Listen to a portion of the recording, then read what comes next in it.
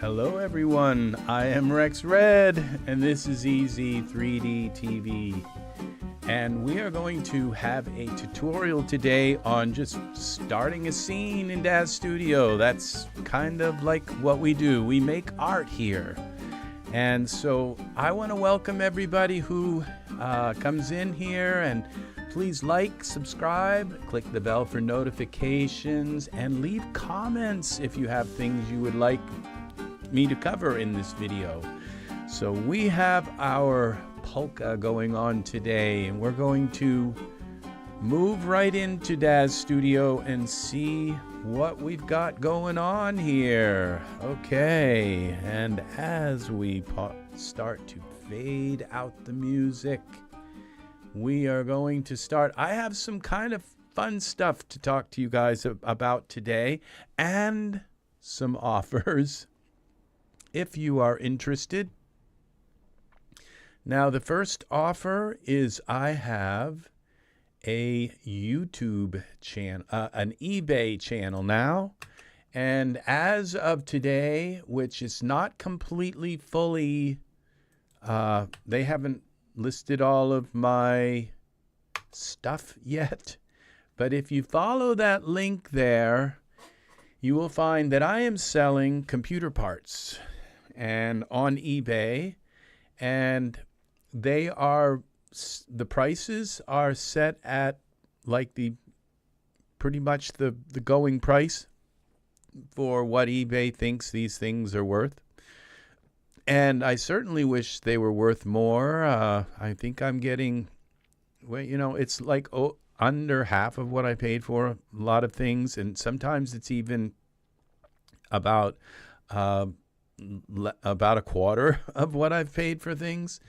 But the thing is that if I hold on to them, then somebody else can't own them when they're still usable, still viable. I'm selling a Sony a6100 camera. Okay, I'm selling two 3090, and that's 3090 graphics cards. Okay. And I paid close to $2,000 each for those, and those are going for about $600 and some dollars, something in around that. They may not be listed on the channel right now. I'm also selling a 1080 Ti, which is like $120 or 30, 40 bucks, something like that. I paid $1,000 for that. So these are things that are for sale on my channel, and you can check them out, and it would be awesome that somebody who watches the video would be able to benefit from these particular items. Okay, so we are going to go right, which means that at this point I have purchased a 4090, okay, and I'm going to be using this 4090 until for Daz, so you'll get to see kind of the difference between what two 3090s can do and what one 4090, which is faster than two 3090s, what one 4090 can do. And then when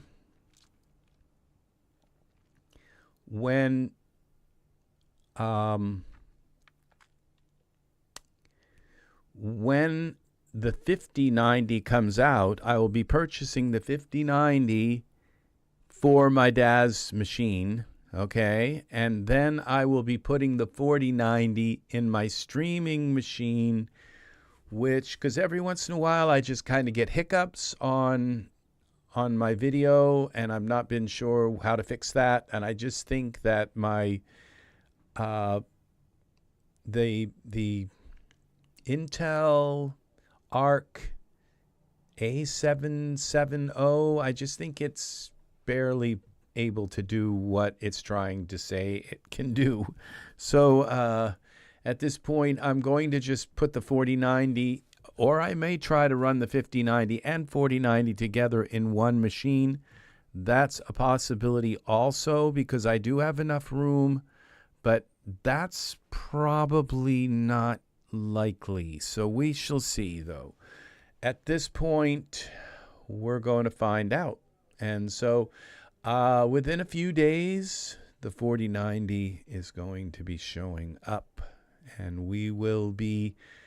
I'll be showing you what a difference in rendering and all of that it can do. Okay, so let's go 16 by 9 by 2000.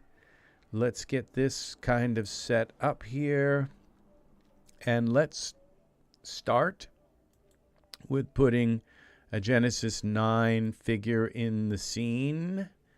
And if you remember, this is what I do. We put a Genesis 9 figure in the scene today. I hope my video looks okay. I just have so much trouble with color and getting things the right. So everything right now is kind of working well, because I just figured today that if I can sell those 3090s at, market price, and I can sell my camera, and that will pay for the 4090. And then come the end of the year, or the beginning of next year, or the beginning of the second quarter of next year, when the 5090 comes out, and when the prices settle down, and when I can actually get my hands on one that is not like scalped, or like that's at a reasonable price, which could take like a half a year before that happens. So these graphics cards that I have will pay for the 4090, and by that time I will have saved up enough to buy the 5090. And then we'll just have the really best kind of experience that I can give you guys when I'm working in here. So, okay, here it is. We have a Genesis 9 figure here.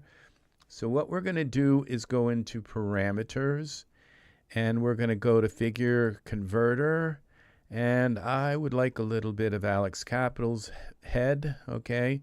Let's find a body here for this figure. Some Alexander. We'll go about half with Alexander, and then we'll go with what does Dragomir look like on here? That's a pretty good body. Okay, so we've got to just finish the face now. So a little bit of Callum, and maybe a tiny bit of David. And let's see, Ethan. And I think there's one here that begins with a C that, okay.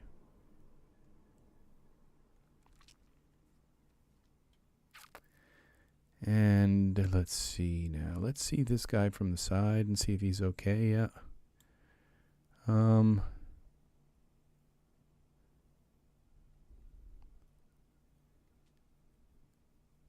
Jace.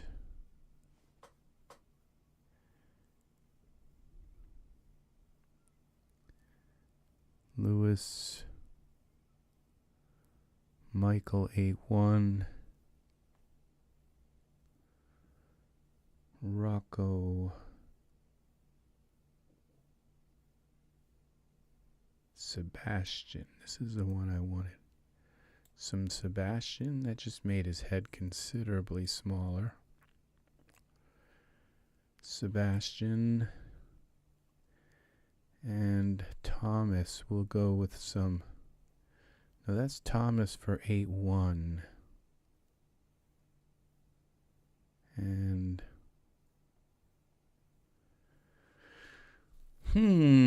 okay, Rodrigo, Rocco, Pablo. We'll do a little bit of Pablo. We got to do enough to get 100% here. And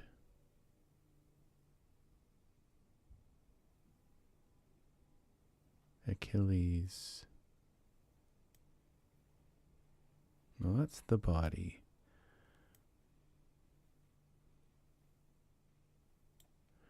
A little bit of Achilles. How much did we use? Okay. That's weird. It looked like he used a lot of the neck on Achilles. And how about some Juan Carlos? No, I don't think that looks right. Jon Snow.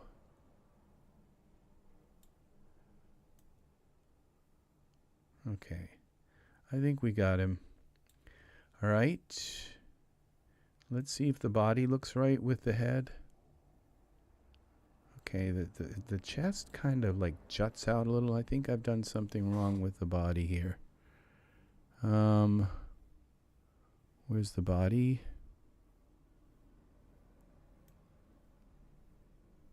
Well, I'm not sure why I put so much of that in there. That's weird. I must have done something. Okay. Oh. All right, Alexander's body. Okay, we're going to go with, what's this? Alexis body. Okay. That kind of works. What's Asher's body look like?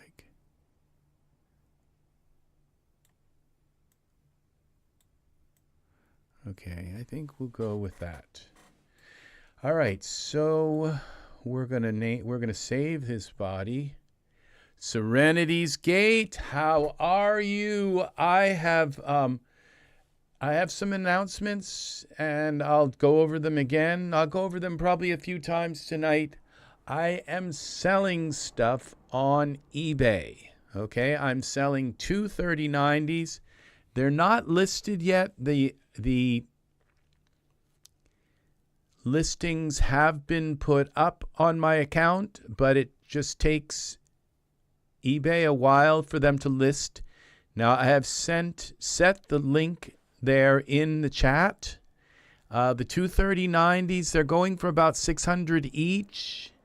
And I've only had them a while, maybe a year, 2 years, and they are I'm using them right now. Okay, so I'll be using them until they sell. But that is a steal for a 3090 right now. So they're going for the suggested eBay price. I think I added $20 so that I could include like free shipping. And I just did that because I wasn't sure exactly what the shipping would be. And eBay told me roughly it'd be between $20 and $30 something to ship them. And so I figured, okay, we'll go with 20, and if it's a little over, I'll just cover it. So that I didn't overcharge somebody for shipping. But they're at the suggested price that eBay said that I should sell them at. So, and I'm also selling a 1080 Ti there, and I'm also selling a Sony camera that is a 6100, Alpha 6100. It's had very little use. So that one is for sale also. I paid $1,600 for the Alpha camera, and I'm selling it for like $500.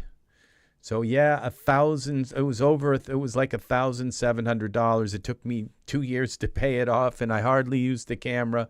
And the same with these graphics cards, the 3090s. I paid almost $2,000 each for them, and they're selling for like $600. So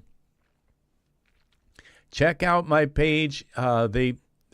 If anybody gives an offer, I'm probably not going to go under the price. So I'm probably going to reject all offers except the offer for the price that I have it for sale for. And so just to let people know that these two graphics cards that I'm using right now, these 3090s, they are for sale. One of them hasn't been listed because eBay told me I couldn't list two items that were the same until one sold. Okay, so I should have listed them both like together.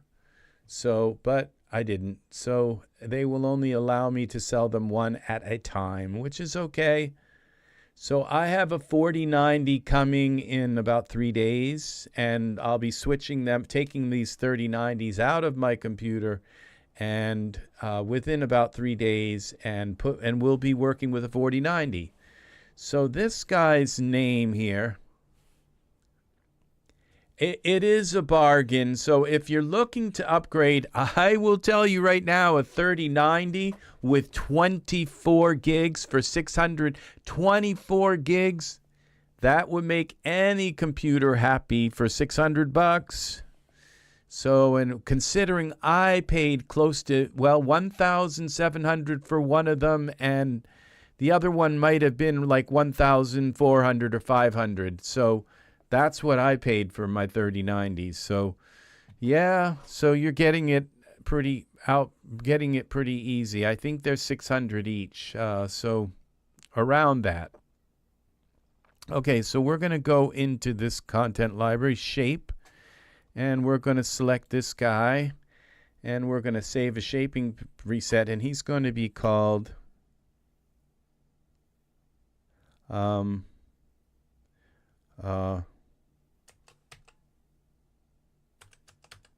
Robondo.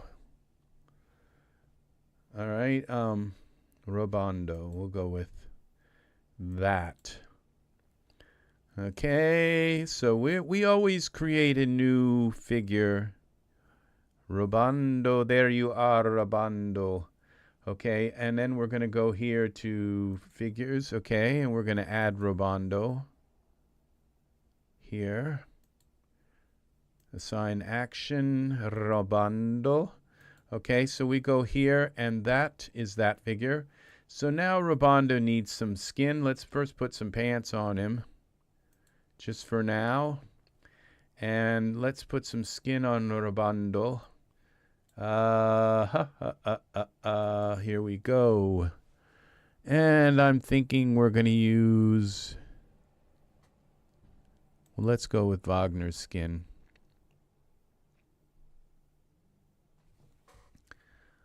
Okay.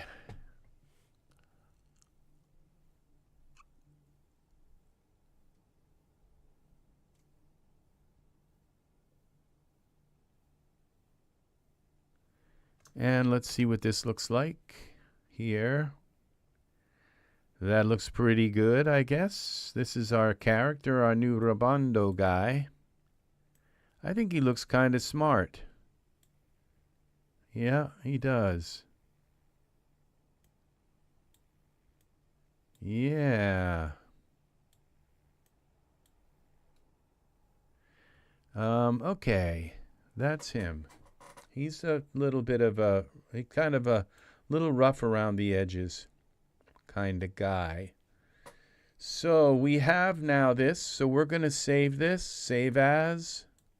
Scene. We'll call it Robondo. Okay.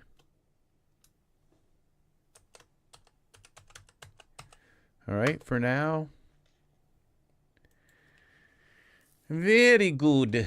Now what I want to do is the eyebrows first. I'm not sure that all right, we'll leave the eyebrows. They look okay. All right, so for our Robondo, but we got to fix the eyes. Okay, so we set them, okay, to parameters, scale 120. And if you guys think, you know, in your mind, well, I never had to do that with Genesis. I never had to fix their eyes. You never really noticed maybe that their eyes weren't there, but because a lot of times we would just use a figure and we wouldn't like notice. But that is the way they are. Okay, we're going to pull this out a little bit. Then we can pull this in a little over that way. And that is one. And then we pull this one over like this, I think. Yeah, and then we pull this out a little bit.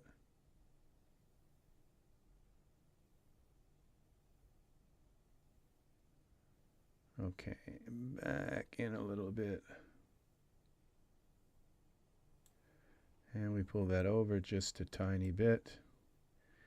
All right, that's good for the eyes. And then maybe not.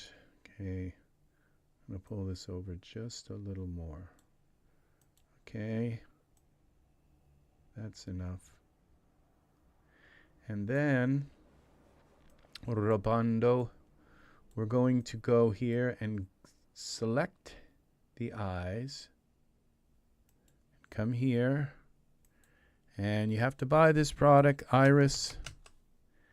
It's Vinme morphs for Genesis 9, and we just make those eyes smaller. So they got smaller. You probably didn't notice, but they just got smaller, the iris in the middle. So they're not too big because we resized them, remember? So save this. That's Robando. Okay, now let's see. We got to find some hair for Robando.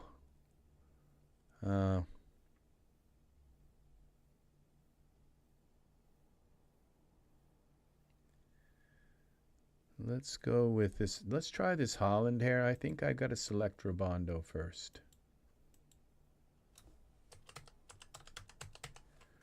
Robando. Okay. And we have to get rid of this word iris. And then we have him selected. Now we can go to hair. Let's try the Holland hair and just see what it looks like. Okay, that's not too bad. But maybe it's a little too puffy on the top. But let's go into the Holland hair. Okay, and see if it's like hidden. Top forward, okay, back. Top right. Short top, long sides. Okay, see if that, I think that might be what I want, like there. And then let's see what this looks like in iRay. Okay, it's not the right color, but no, I don't think that works. It's just way too much on top. I just wish they would give us some kind of, wouldn't flip it up like so high, you know. It's just, I don't know. I can't, I can't use hair like that. I just can't. It doesn't look good. And all right, so this shaggy hair, let's wonder what this does. I don't know if I've ever used this. It probably doesn't work. There's still some good hair for Genesis 8. No, obviously this wasn't, it really doesn't look like it was made for a man, or if it was, it's just way too much. Okay, Z. So this is what I mean. It's like, so I bought so much hair that just looks terrible. There's not much you can do with a lot of it.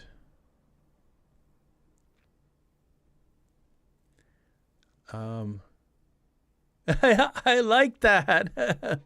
I'm actually watching Jay on his WP Goro. Well, I didn't come in here, Art, to compete with Jay. I'm not, you know, and I don't think that it would matter anything. I think people would watch him instead. So the only thing is that,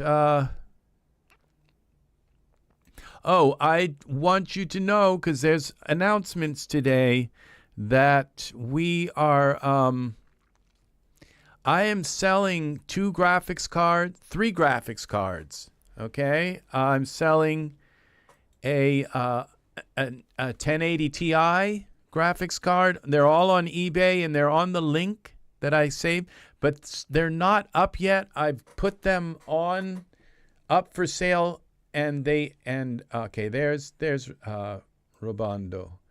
There he is. So I've put them up on eBay, but they haven't like gone up yet. So the 1080 Ti that I'm selling for like $140. Okay, I paid $1,000 for that. Well, that's awesome. That's awesome.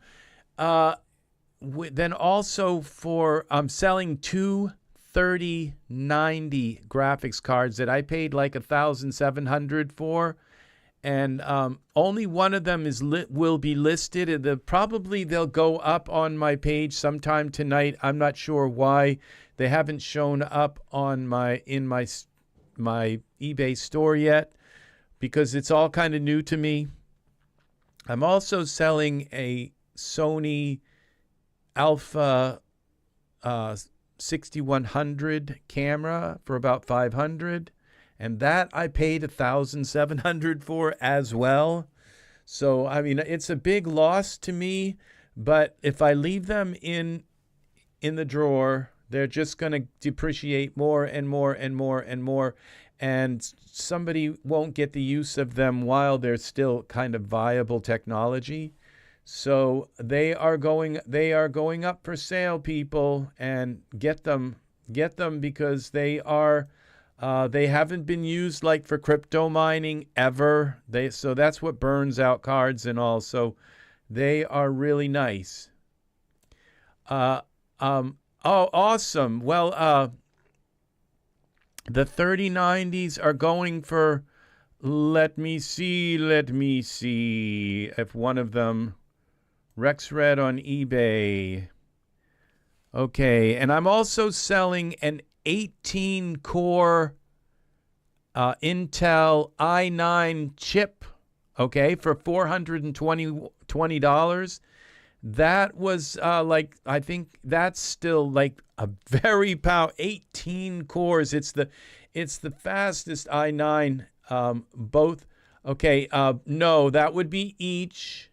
They're going for about $600 each, I think. Let me see. See all. It's not showing them here, but if I go to now, the Core i9 just finally went up. That's 3 things available in inventory. Now the 1080 Ti is $163, and the let's see, when I go to selling here, this should like take me to my selling area. Selling center.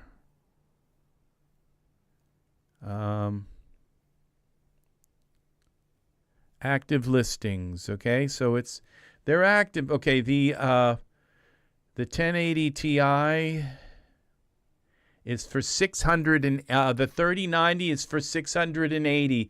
And I apologize it's so high, but I paid $1,700 over that for this. Okay, so this is a 3090 for $680, and it's never been used for crypto mining, so it's $600. They're going to be $680 each. Okay, and so that's what I'm using right now. But within 3 days, I'm having a 4090 show up. So and so I'll be working with a 4090 instead of 230.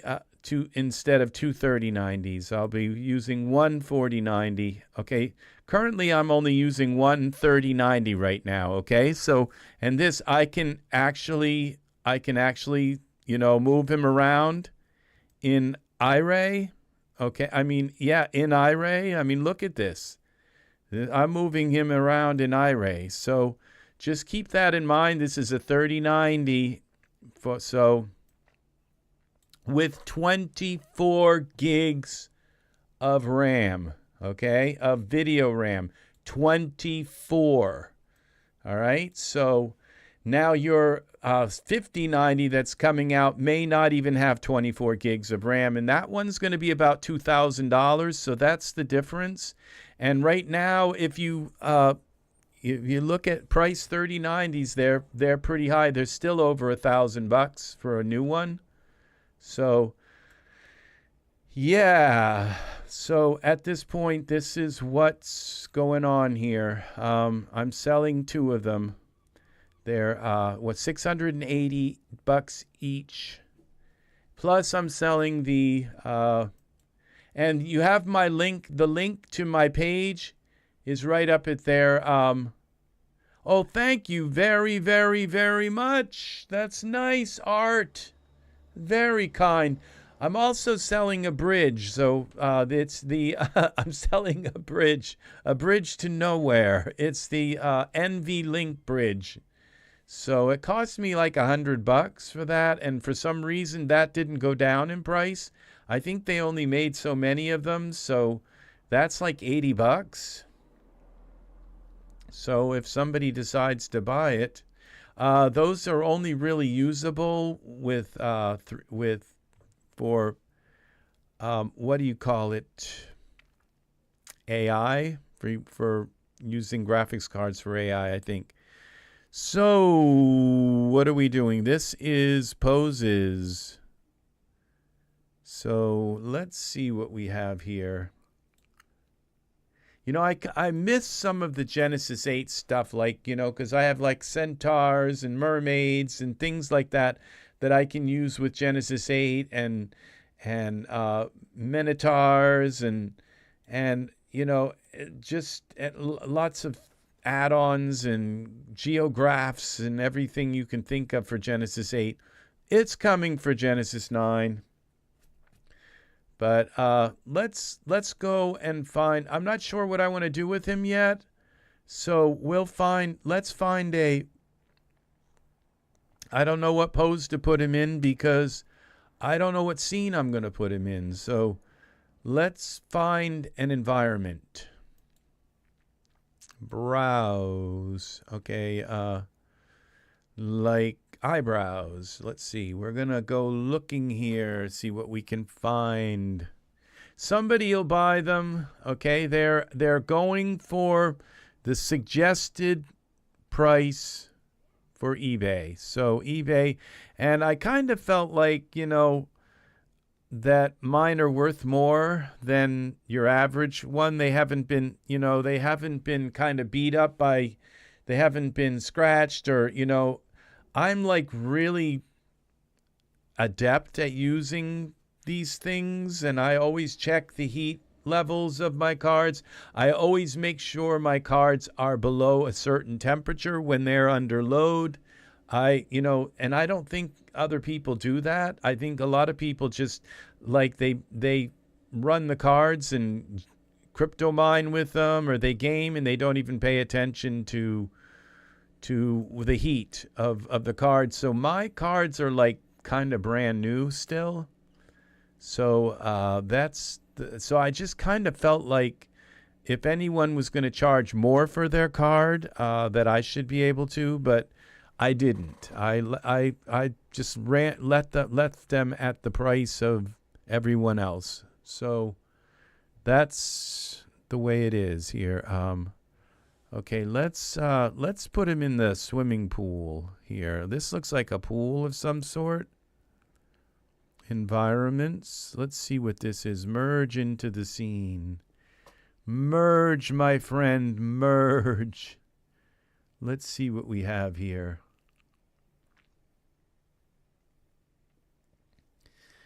So, environment, where is it here? Monolith.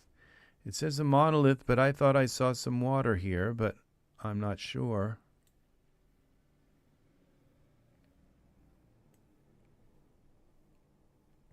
No, I don't see any water here. We're going to find a pool for him. Okay, let's see if we pull it this way, if there's a water on the other side. Okay, how about if we just put a camera in? That doesn't look like water to me, especially with the trees growing out of it. So what we'll do is create a camera from this perspective, accept, lock the camera. And then I can take this monolith and we can look at it from the top. That is a swimming pool, isn't it? But yeah, that works. Okay, so what we do is we select our dude here, Robando, and he's way over there. So we're going to take this monolith and push it so he's in the middle of the swimming pool. Okay, what did I just do? The trees and not all that stuff didn't come with it. Okay, Z.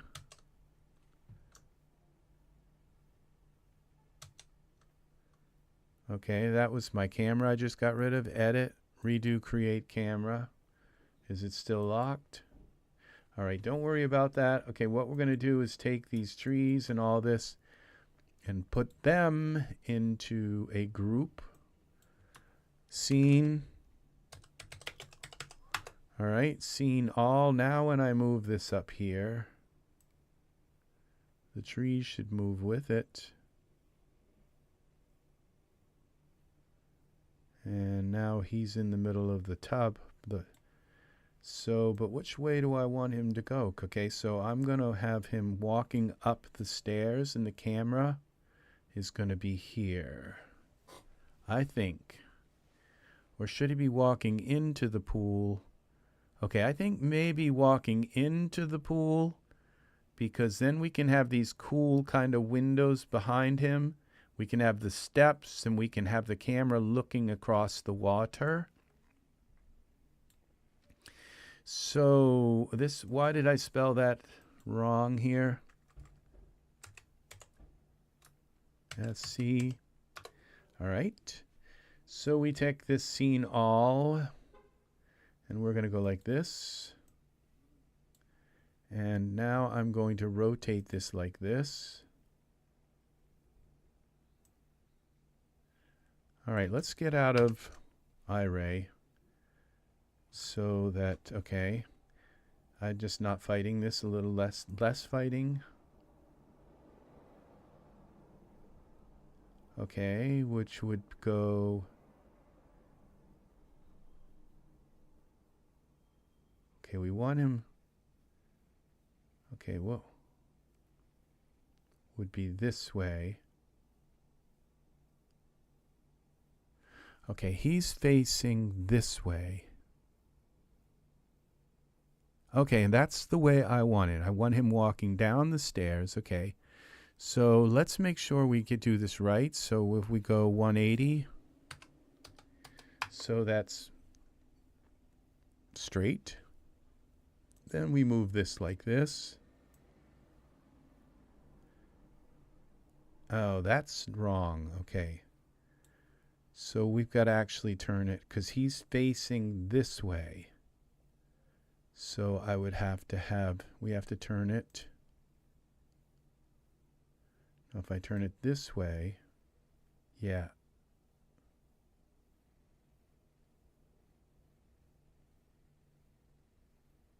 Okay, that's the way we want it. I think it would be, what, 280? I don't know. That's not right. Was it? I forget what goes, what would be here. Okay, try 45. Okay, 2, 4. No, okay.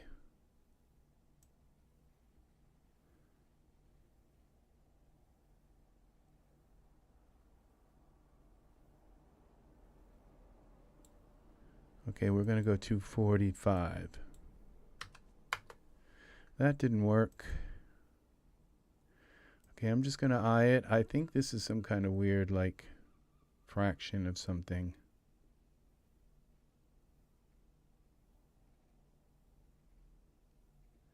Anyone know the number I'm looking for?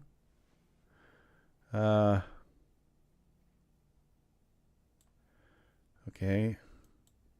Let's go this way.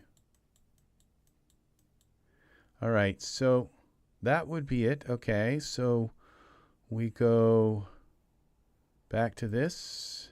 We move it like this, and like this, like that,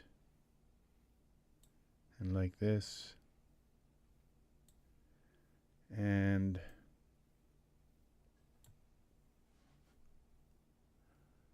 put reset and start over. Yeah, oh, I don't know if I want to start over now. It's been a lot of work here so far. Okay, so I just saved it though. Now let's see what happens when we get down to the level of our pool here. Okay.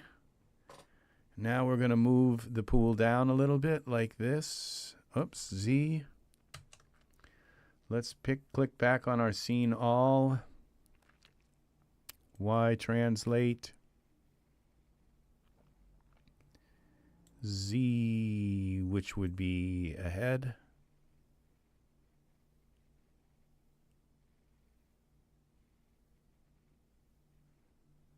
Okay.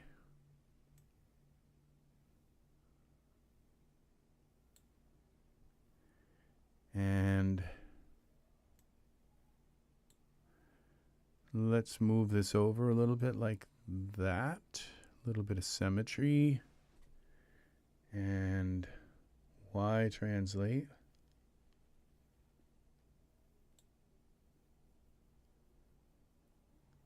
Okay, I don't know why these steps are kind of like, they don't look symmetrical.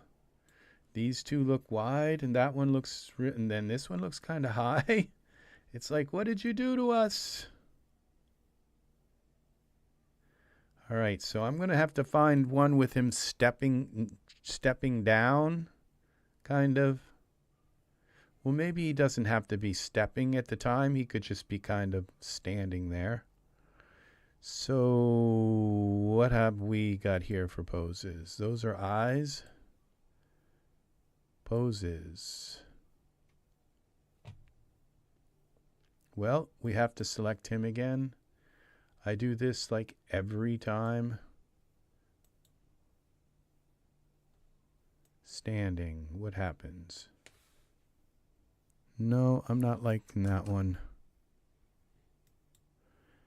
And this one here was better.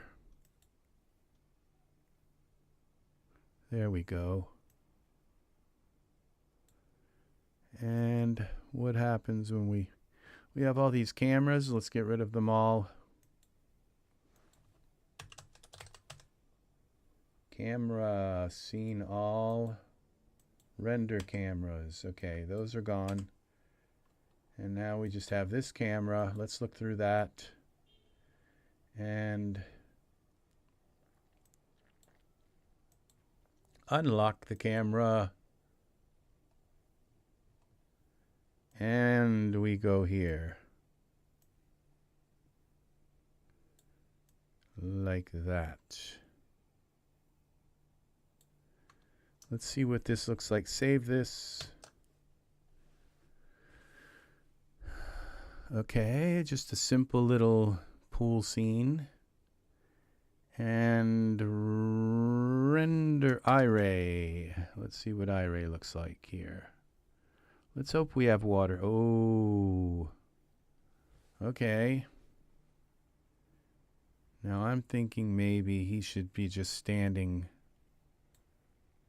in the middle here and not in the, because it's the refraction is like making his legs disappear. Unless we do something like this. It's still going to make his legs kind of weird. So what if we just kind of move him up? Well, we move the scene. Okay, Y translate like this. Z translate like that. Y translate like this. Okay, we bring our camera back a little more. Maybe like that. Good evening, Angus. How are you? Welcome, welcome, welcome, friend. Welcome. So now we're going to set this to iRay. Let's see iRay. Let's see what this looks like. Do we have enough pool here? It's kind of not liking the fact that I'm losing my pool. And that if I put the pool in it, he gets small.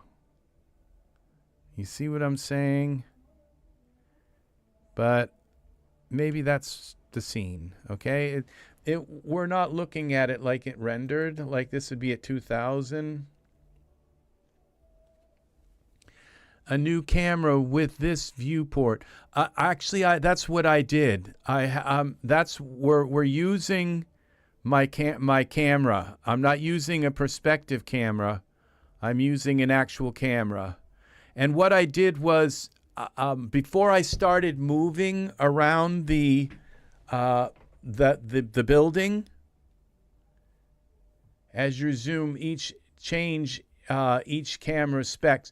Yeah, see, I'm not sure right now. I'm trying to decide where I want the camera, so I'm not going to kind of lock the camera until. See, this isn't bad right here. Okay, there's enough of the pool. There's enough of him, but I still think.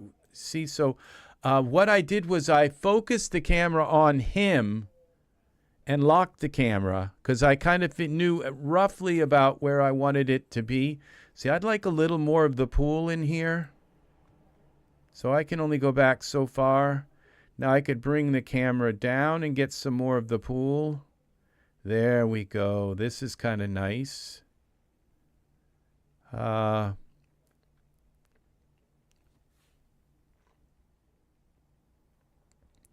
Your current render has 5 cameras, but I only render on number 1.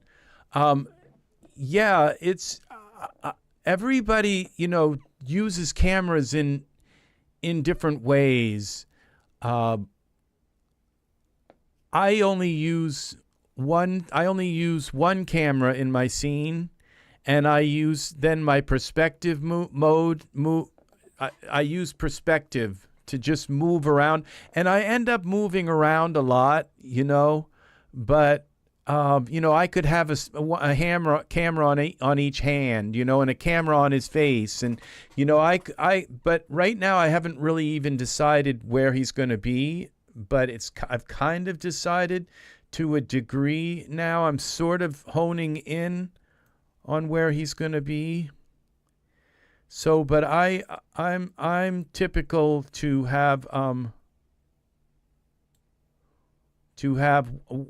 my typical scene. See, now that's a nice kind of work with the reflection there. So the legs are working with the reflection. I think this is where my camera's going to be, but I might move it in just a little bit to get rid of that little door that's there. And this, I think, is my scene. So now I'm going to lock this camera. Once I kind of get the camera, and I don't mind this little top thing, at least for now. I'm not sure that I really mind that there. But maybe I'll experiment. Let's unlock this just for a moment. And what happens if I bring this down a little bit more and then tilt this down just enough so that is gone. Like this and like this.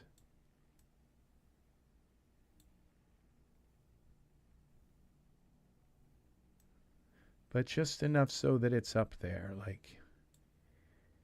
but not showing that there's no ceiling. Okay, I really like the shadows and all, but we might end up even being able to do something, find some better shadows, but this, I think, is it. Okay, so just that little bar along the top was kind of distracting. So I think, I'm not sure. Okay, I think this is it. So, and now this is the kind of scene where, it's like I want to put plants in the corner and maybe some kind of like easy chair with towels and stuff. But there's something really magical about the emptiness here. And if I put things in here, that's gone then. You know? So you have to decide what you want to do with this. I'm definitely going to play around with this. This gray background is just the gray world in there is just not good. So this is why we have all of these little boxes up here to give us some HDRIs. And that didn't do it. Let's see what we've got here. Let's put a Jurassic Park in there. No, that didn't do it. I'd have to move the camera around the light around anyway. Sugar Plum Nebula. So we're gonna I'm definitely not going to find the right kind of. Now this is nice. It looks like kind of a garden out there, but we still would have to look at that. We would still have to rotate this around to get a nice lighting effect. Environment. Okay. Dome rotation.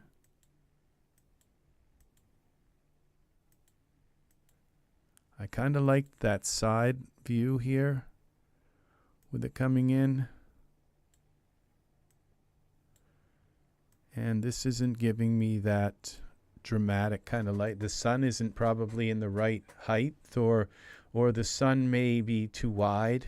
The light source is too wide and it's not giving me that kind of lighting thing. So we're going to look for something else. And I just may not have the right HDRI even in all of these. Let's try one of these economy skies.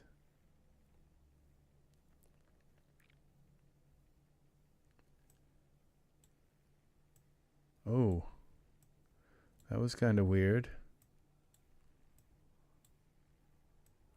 I think I think that white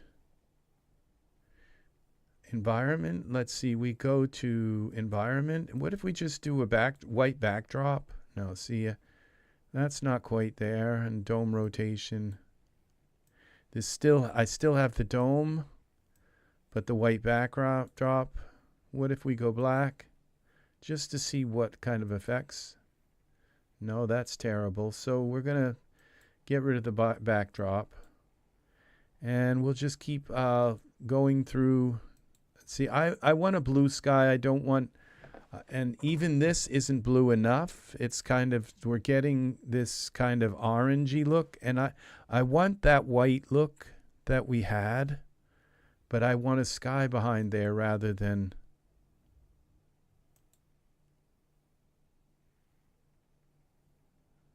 Well, what? Oh, that's strange. Oh, we got the ground on. Okay, turn ground off. Okay, this kind of has that sort of white look to it, but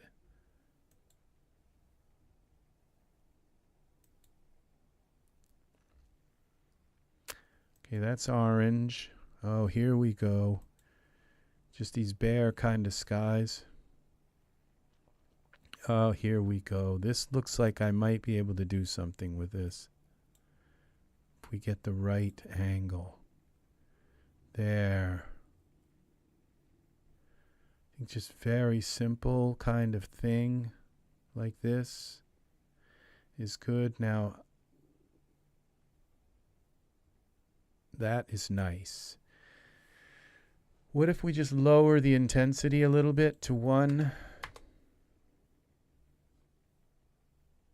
And 1.5. There we go. Let's give him some body hair. So he's got a little bit of decorative. Okay, let's, how How about the Antonio beard? That works. I think I'm going to move his arm down too, but let's give him some body hair. I don't want his hand covering his face.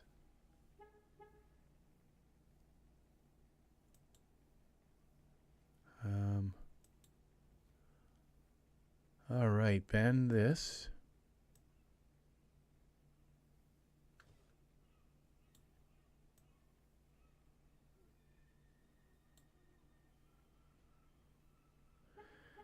And the upper arm, okay.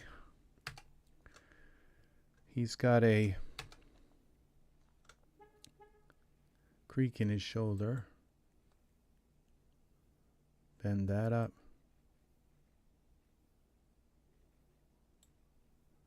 Okay. And let's take a look at his hand. His hand's got to be straightened out. Now I have this hand thing here, okay? Pose master. Is this it? Okay, this would be the left hand. Look at this, huh? It puts a camera in the scene. This is called the V3D. It's a pose thing for hands. And what it does is it puts an extra camera in the scene. And then what you do is, okay, thumb, index. Okay, we got full, see, this is the whole hand, twist, bend, and fingers, and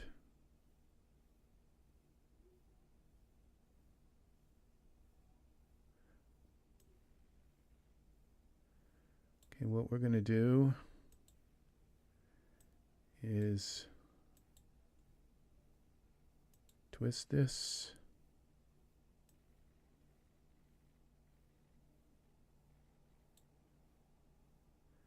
Bend it out a little bit like that.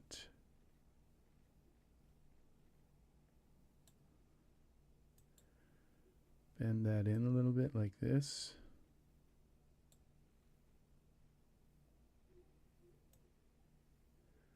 Okay. Front, back.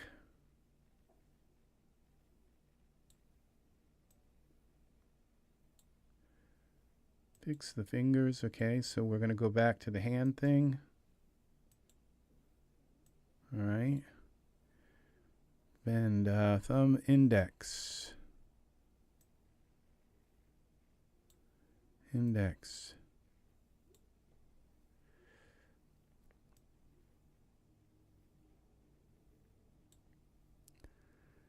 Index.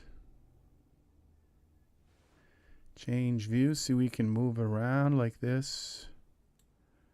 But index, finger bend. It's already kind of bent, so now it's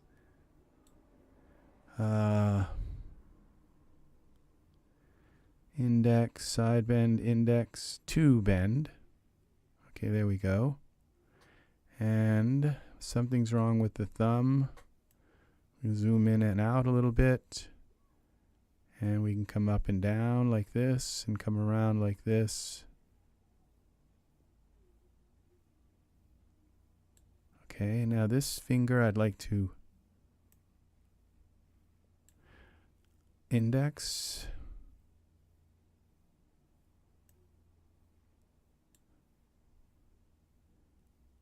Bend that. I'd like to bend that in a little bit. Oh, the other way. Okay. Camera. Now something's wrong there still. Okay, let's go back to the V3D camera. So this is like putting a bunch of cameras in my scene, which I guess it's okay. Now this is twisted wrong. Should be like that, and we bend this in a little bit like this.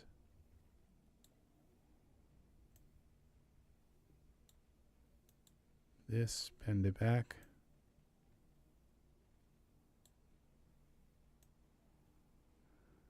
Why is he shaped like that? Bend.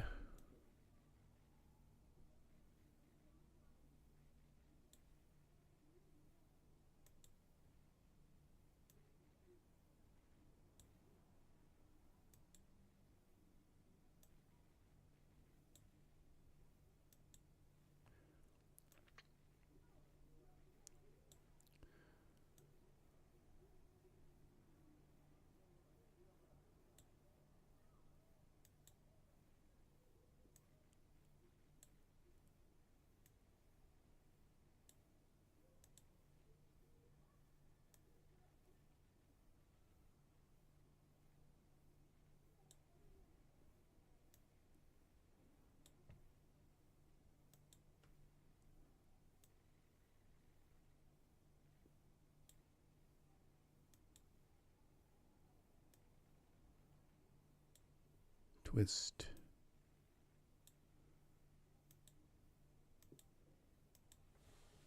Okay, let's save this. I think we're getting somewhere now with this pose. All right. All right. So let's take a look at what this product is here, okay? And I'm finding that was pretty helpful, actually. And it will create a camera for the left. And then there's the Ultimate Pose Master, and that works with like the whole body. This was, what is this called? This is Ez3D Ultimate Hand. Okay, so it's Ultimate Hand FC. Let's see. Let's go to the store here.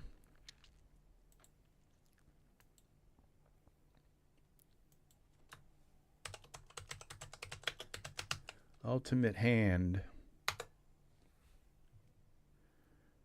You saw it here, people. Where is it? Ultimate Pose Master.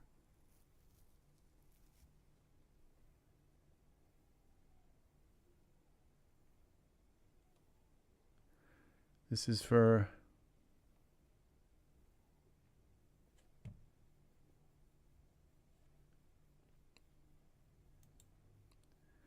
let's see if this has it here.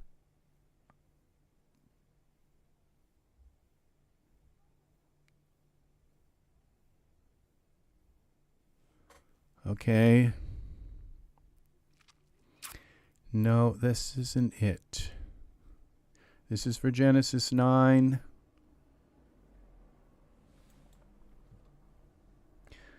So this would be Ez3D Hand. Let's try Ez3D Hand. Okay, here it is. Universal Hands. I thought the U stood for Ultimate, but it stands for Universal Hands. Okay, and this is by Ez3DTv. This works for Genesis 3, 8, 8, 1, Michael, Victoria, Genesis 2 male, 8, every character, every one. This works for posing the hands and feet. And it comes up and you got everything you need to, and you got like, you can clasp, or like if you got your hand, you can reset the hand and then have it like close, and it will grab. It, you know, there's a difference between fist and like grab, okay?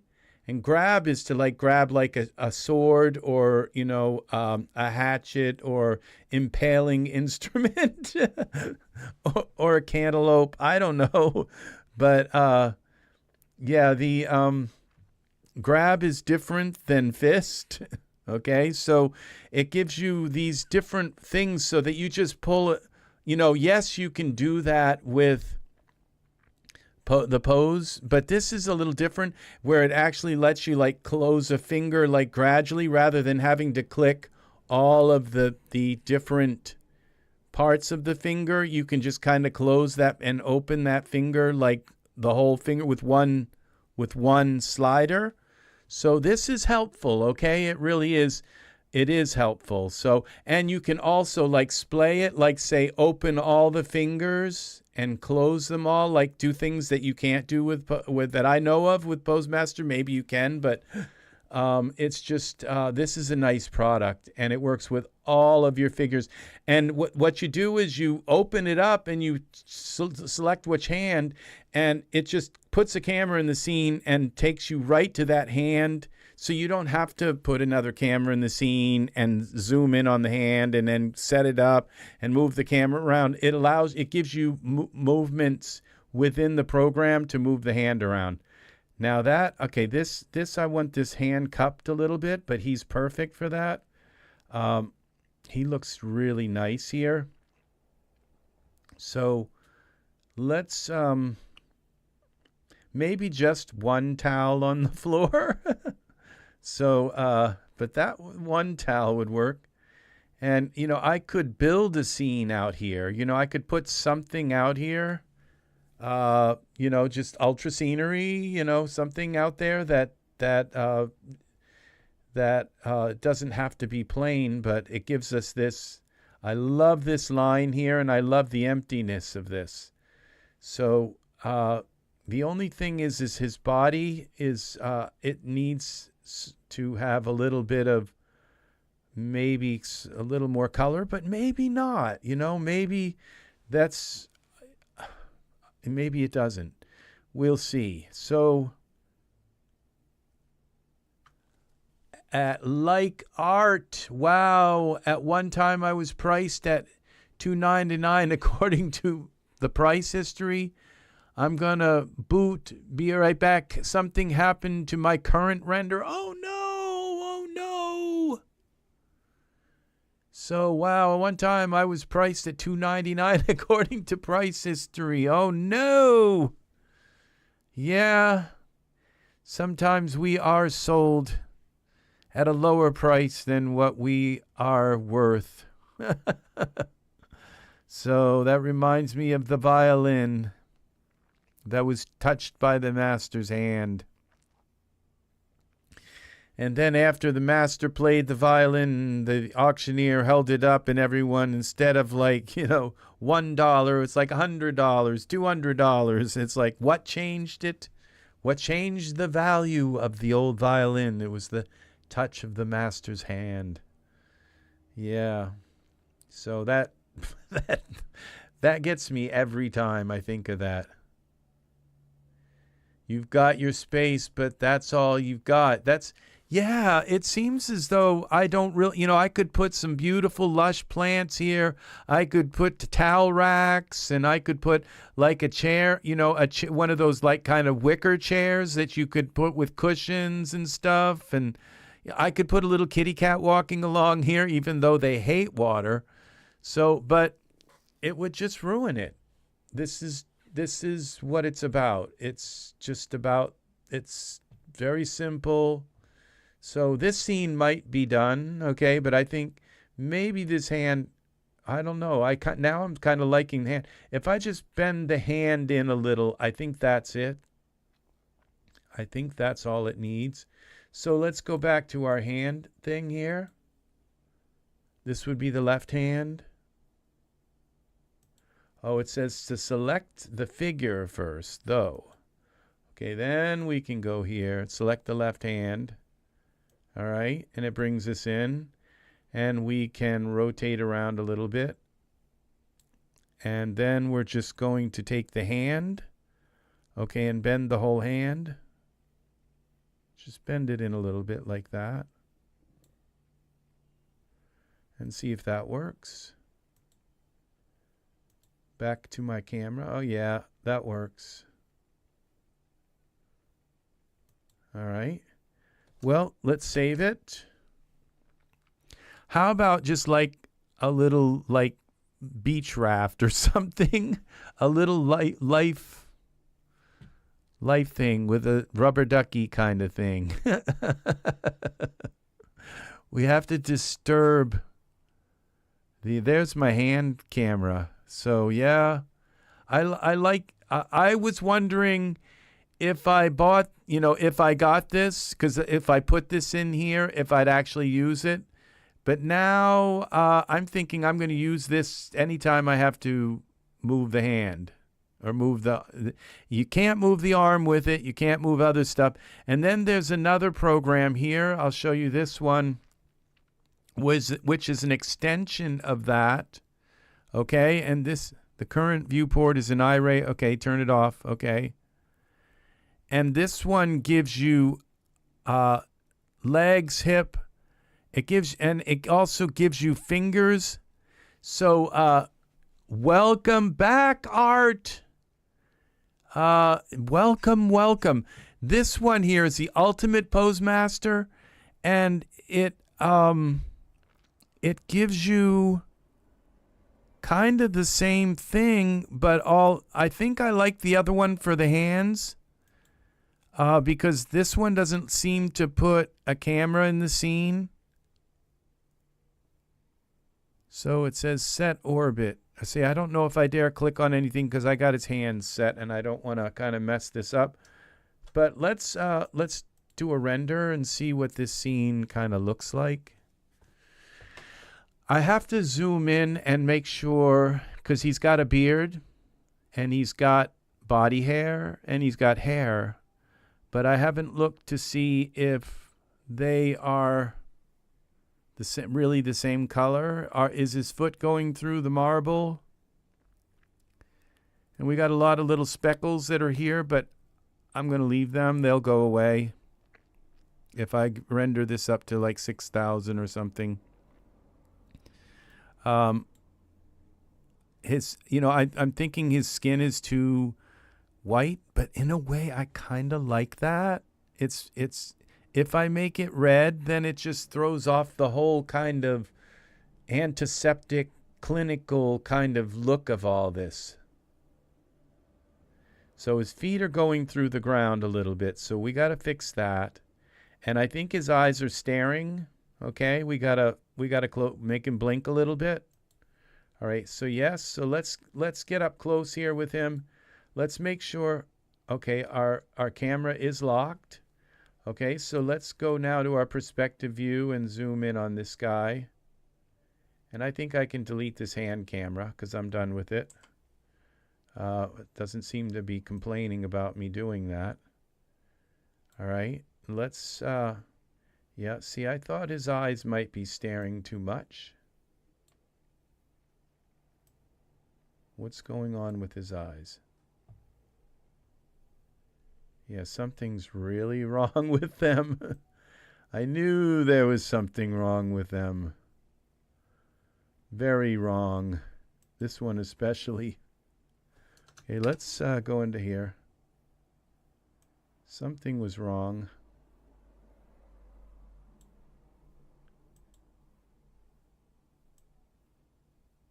Genesis 9 eyes are atrocious. You just have to work with them. You just have to work with them.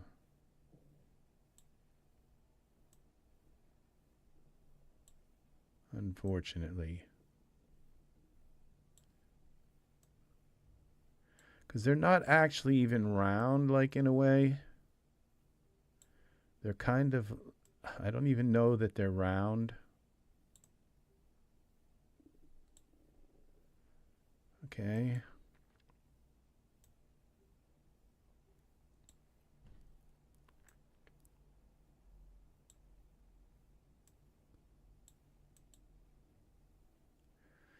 They're kind of there. This one's a little high.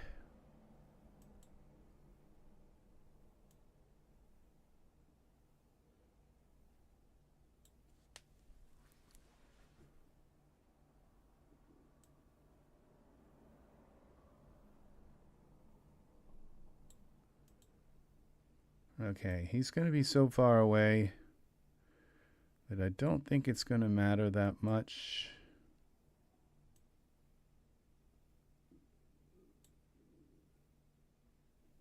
Okay, we got to get up closer, see what's going on with these eyes.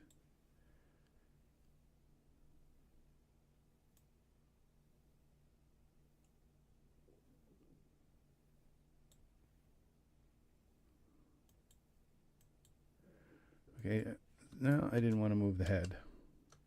All right, I think what I'm going to do is we have a little bit of the side to side. Okay, we're going to just kind of, we're not going to have him looking like out of the side corner of his eye.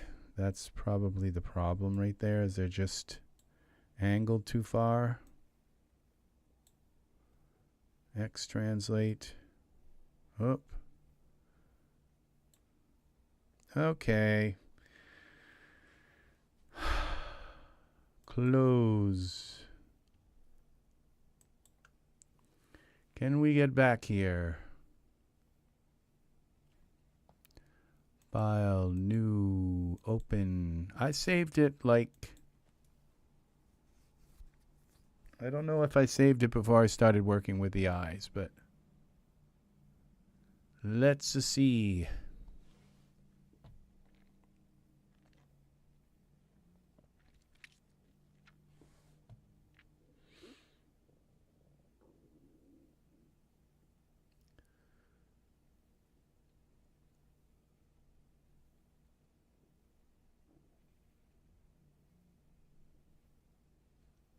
Okay. It seems as though I'm back here. It was before, yeah, I didn't do it before I started working with the eyes. So let's go here. Now let's zoom in and fix his eyes.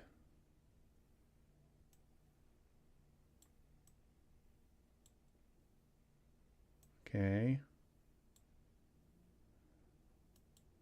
And we bring this over a little bit like that. Parameters, side to side. Let's just put them straight ahead. This one, straight ahead. Let's save this. I'm the king of the castle, and you're the dirty rascal. Crash into me, crash. I know that song. Dave Matthews, that's an amazing song. Yeah. I would have used it in one of my gay romance films if he hadn't like genderized the song. So, yeah, that's what's nice about most music, is that very few songs are genderized where, you know, they're singing about romance, but they don't mention a girl or a guy. They just mention that they're in love, you know. And so you can use that song in so many different applications, but when they genderize it, you're stuck, you know. And, you know, sometimes you can get away with it because, yes, my G romance, thank you, Art. That is what it is, and it's how I survive. It's like with, and my fans are so good to me. Okay, this is so weird. It's like I have to rotate this eye or something. It's like in the wrong rotation. Like I've got to rotate it, not like turn it, like, but actually rotate it. See, something I've never thought about, but that's what's wrong with these eyes right now, is the rotation. It's not the look. It's not the angle they're looking from. It's the rotation.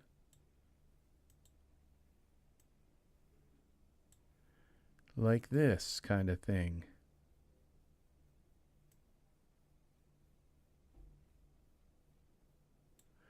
They're just not at the right. And so that's something to think about, people. If your eyes just don't work, look at this. See? This isn't working. You see? This isn't working. Okay. All right. I see what's wrong. Okay. Now I see how the eye selected. Something switched it back. These are supposed to be at 120. Okay. We crashed it again. So I did save it with me zoomed in. So let's try it again.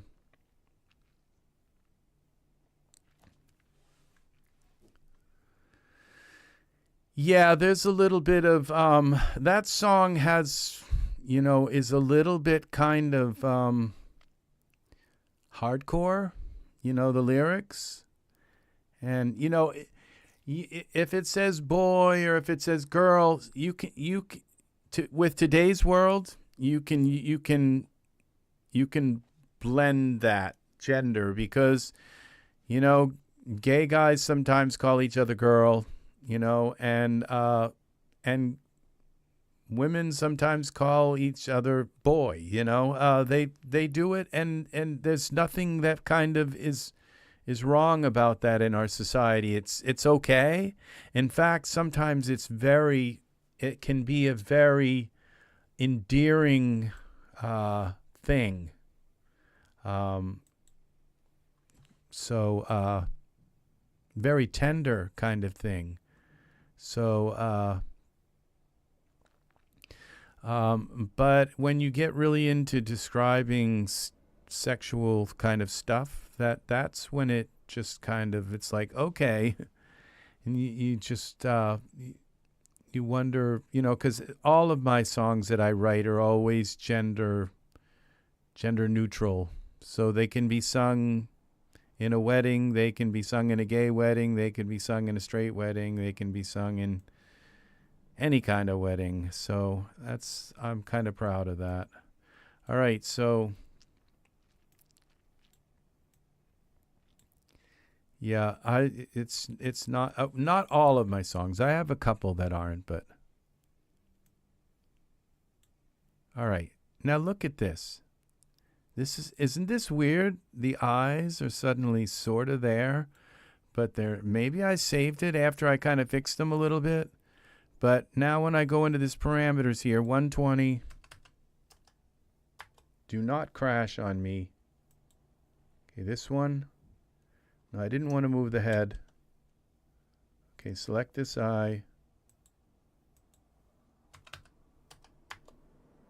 All right, now save this.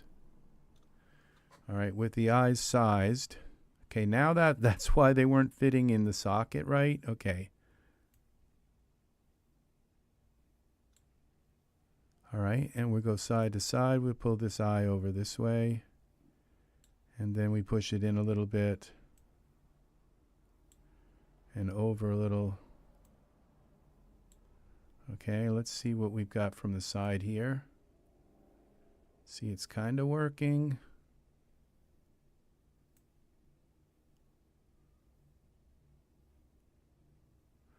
All right, I'm doing the wrong thing here. Okay, that's correct. Okay, and when this comes over this way a little bit, when you do that, okay, there's one. Okay, this one, I would not have had this problem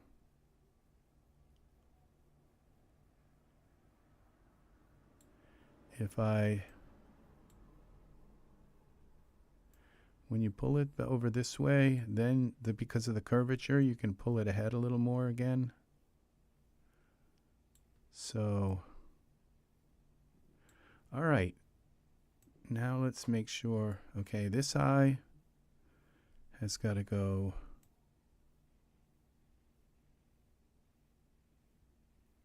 that way. And this way. Let's see. Okay. It's got to come this way.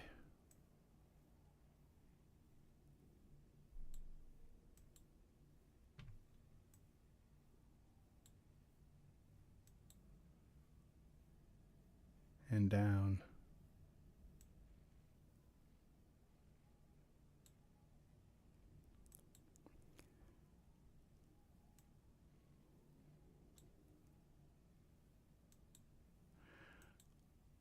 It's really weird when you pull the Genesis 9i, when you pull it down, that it pulls the eyelid with it.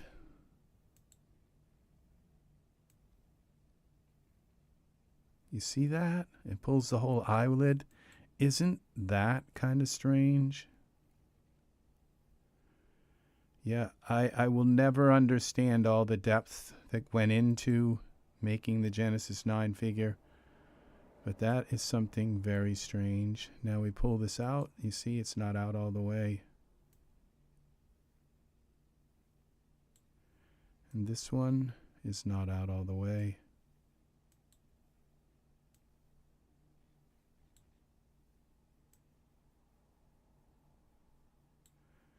Over a little bit. But I don't really mind messing with the eyes, but this one in particular has taken me a while. Okay. Save it. All right, now we're going to go into iRay and see if about his hair color, if it all matches. I think his beard's too dark. So we go, because the hair, there's, you know, the beard's the only thing mismatched. It's like the hair color matches the eyebrows, matches the chest hair, but the beard. So you figure, okay, what are we going to do? We're going to do the easiest thing to fix it would be to fix the beard, which is, I think I put the beard, okay, I guess I put it on afterwards. So, all right, so obviously we have a color. This is translucency weight. This should be easy. Just bring this down and it should lighten it. But maybe not. Okay, it says the beard. I may have to select the actual, okay, no, all right. So we bring, okay, what I'm going to do is use a brightness manager and see if this works. So we go here to, where is that? Brightness manager. Something that works really well on anything.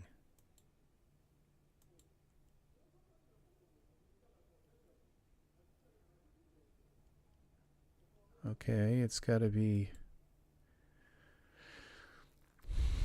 on the first one page here, I think it is.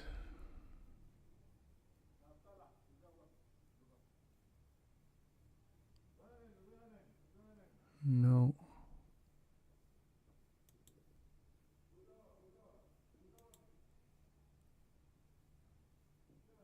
Skin manager.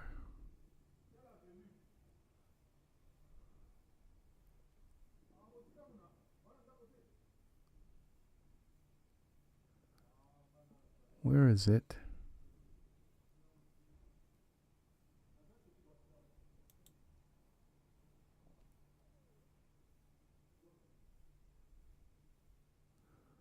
See, I haven't learned the positions that I've put these things in yet. And it may have gotten taken out. That's 5. Okay, we're at 5. So there's one more page. Okay, here. It's not here. All right, let's find this. 3 Delight. Prop minion.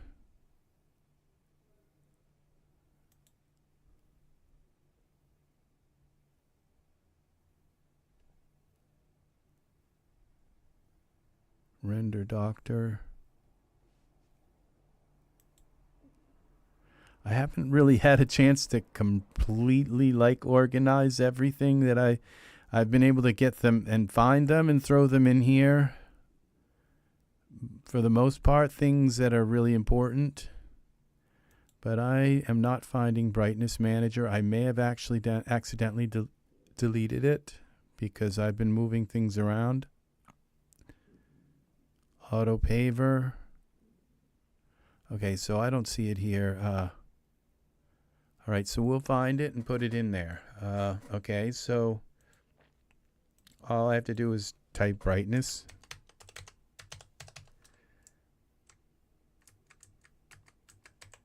Brightness. And there it is. Utilities. Okay, we're going to select that. No, let's see. I don't see anything. Oh, there it is. It was like right on the first page. So, all right. At least I found it. Okay, we open this up, and now we can add some brightness to it.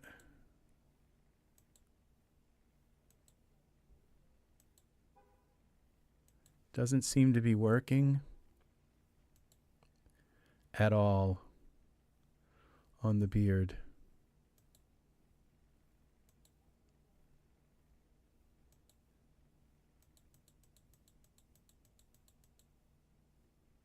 No, it's not working. Cancel. We'll go back into it. All right, I'm going to have to figure something else out. Okay, that's at 0. All right. Surfaces. There's something down here. It's like a top coat. Oh, here it is. Okay, this is top coat. And if we bring this up, that'll do it.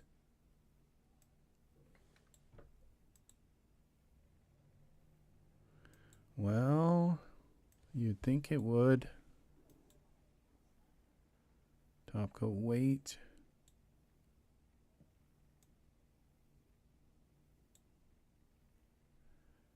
All right.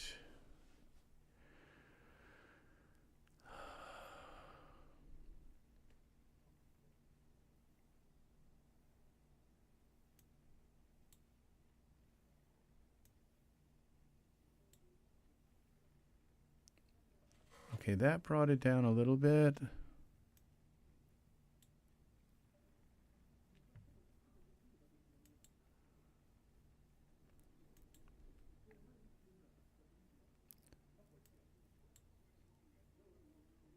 Okay, we got something that's lightening it a little bit.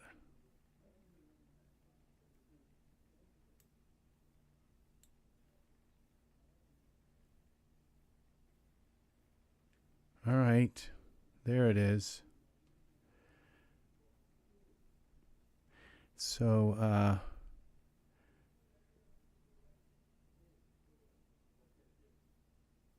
that's kind of weird that when you bring that down, then the translucency weight shows up. It's like the translucency weight is to make it darker, and this diffuse overlay weight is to kind of make it lighter.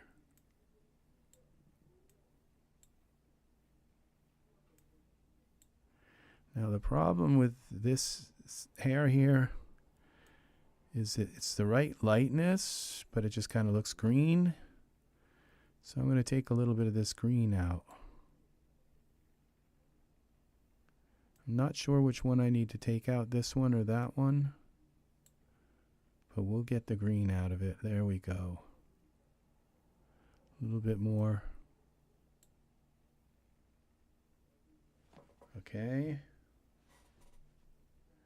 A little more. Some of this out. Okay. There it is. Okay, now let's put a little bit of rouge on his skin, on his cheeks. It just kind of, he's got some nice kind of, what would you call it, like definition, especially with the beard and all, but let's go rouge.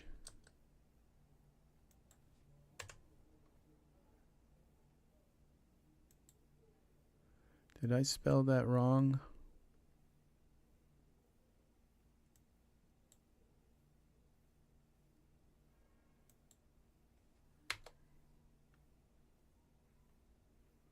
Blush. Blush is it. Okay, now I don't know if I have these in here. So we need to put the blush in our most used. Probably put it in there, but let's see. Okay. No, I don't have it here. So these are important ones to have in here. And so you put the Geo shell on. This is for Genesis 8.1. We want the Genesis 9.1. All right, we want the Geo shell. These are the kind of ones that I could get by with just those two. I think that's what I'm going to use. We'll just use those two for now. Put them here.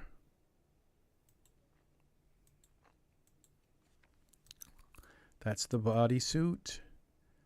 And that's the effect. Art, I keep missing your your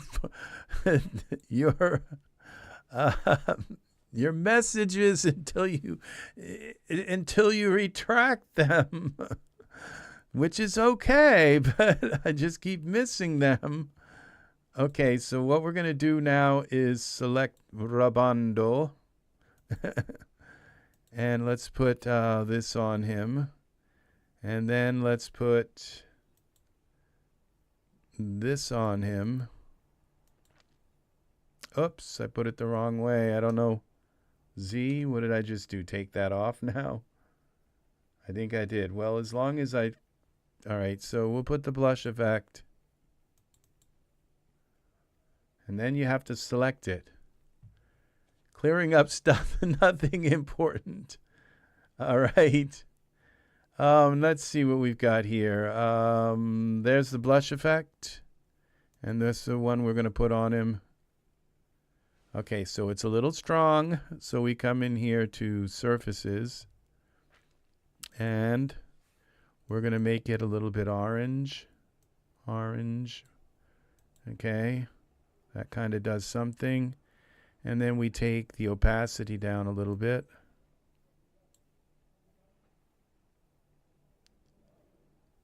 And I think that works right there. It's a little bit of something kind of... Maybe we can put a little more red in there. Just not as intense. All right. And we also have a little bit we could put for the neck. His neck kind of looks white, but I think I'm going to leave it. It's not, but I might take the blush effect down just a tiny bit. I find that just that really, that only a tiny bit of this is needed. And, okay, so we go back to our camera. I forgot how to do that. We'll go back to here. Okay. Save. Yeah. All right. So now he's not like have one eye looking out through his eye hole, the eye socket. It's actually looking out. All right, now let's see what we have here.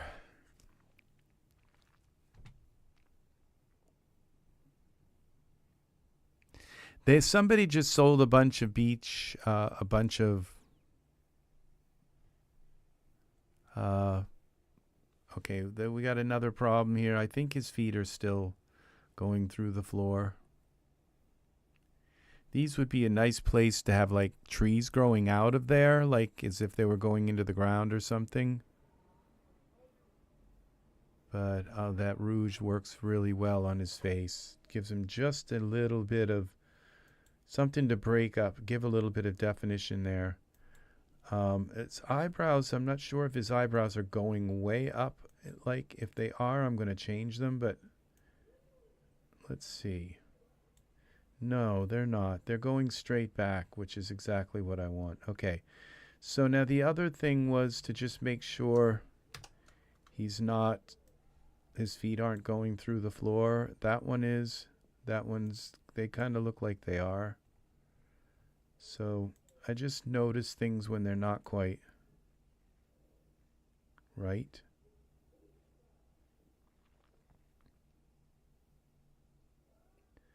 Okay, we're going to bend this foot.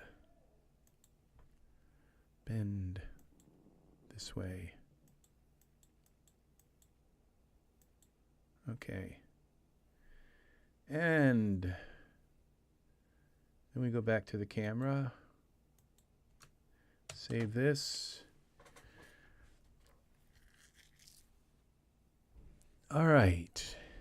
And now we go to here. Let's see what this looks like in a render. Okay, beach. Now we're going to go here. There was this big thing on beach.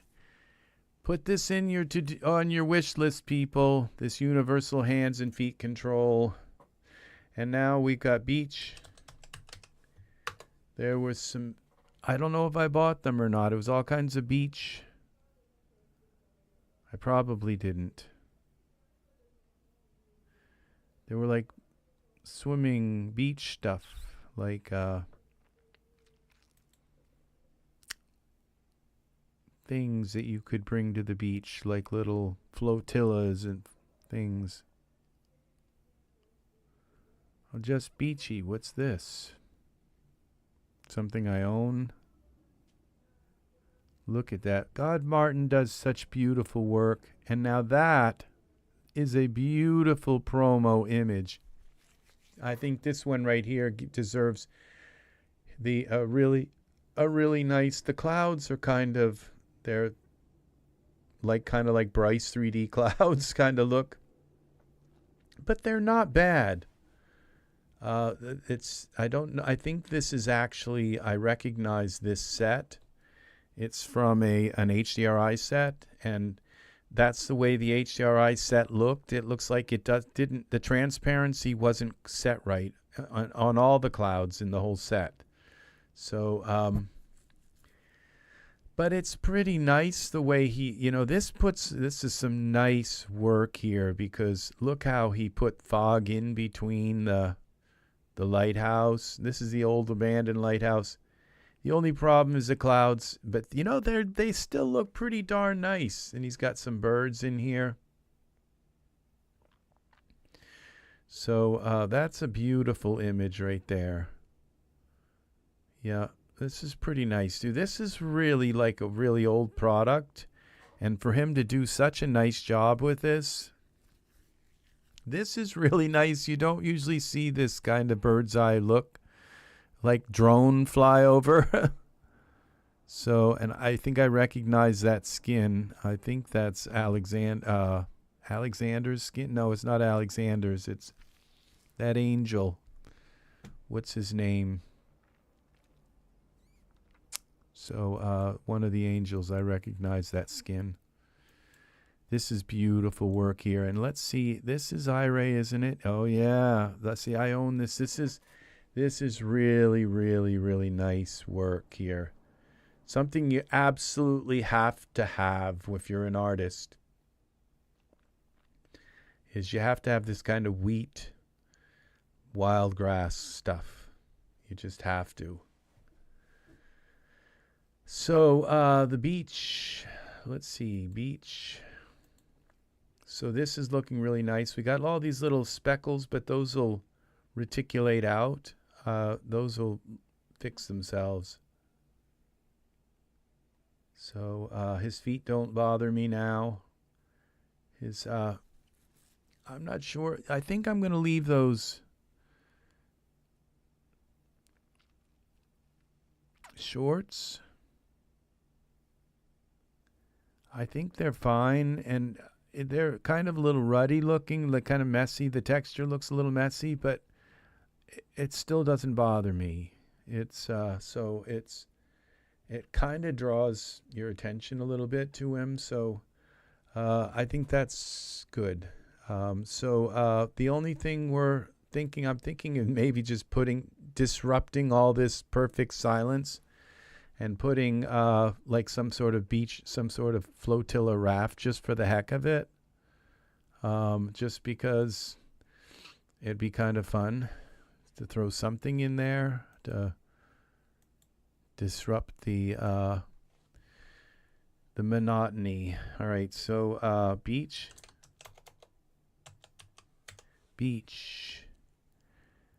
Oh, we got sunglasses. Okay, beach props. Here we go. I did buy it. Okay, how about we put the beach tube here? And we grab that.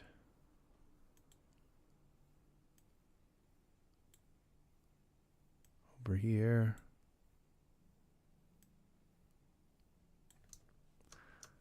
iRay.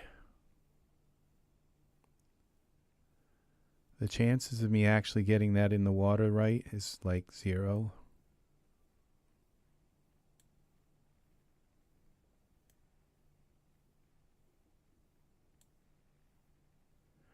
I don't think that totally breaks this apart. Materials.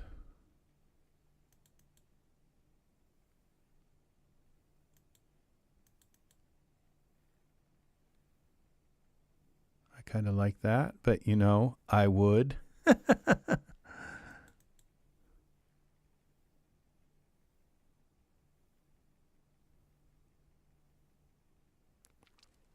kind of like what that's doing to the water there. The blue one seems to be more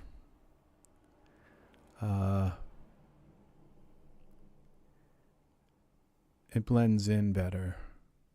So we're gonna leave that. Save this. And we are now what I'm going to do is go in and turn on my other graphics card so I can render this like really fast. So we're going to go to Device Manager.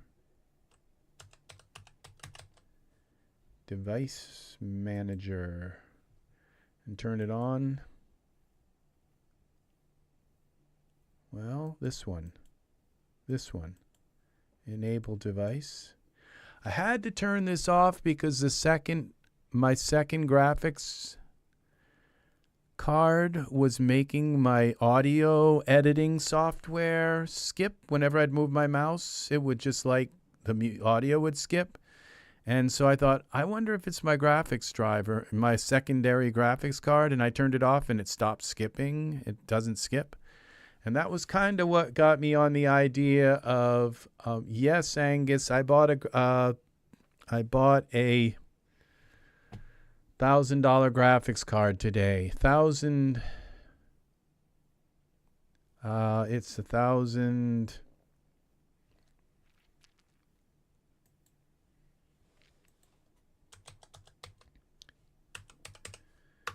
It's more than $1,000. It was almost $2,000, $1,700.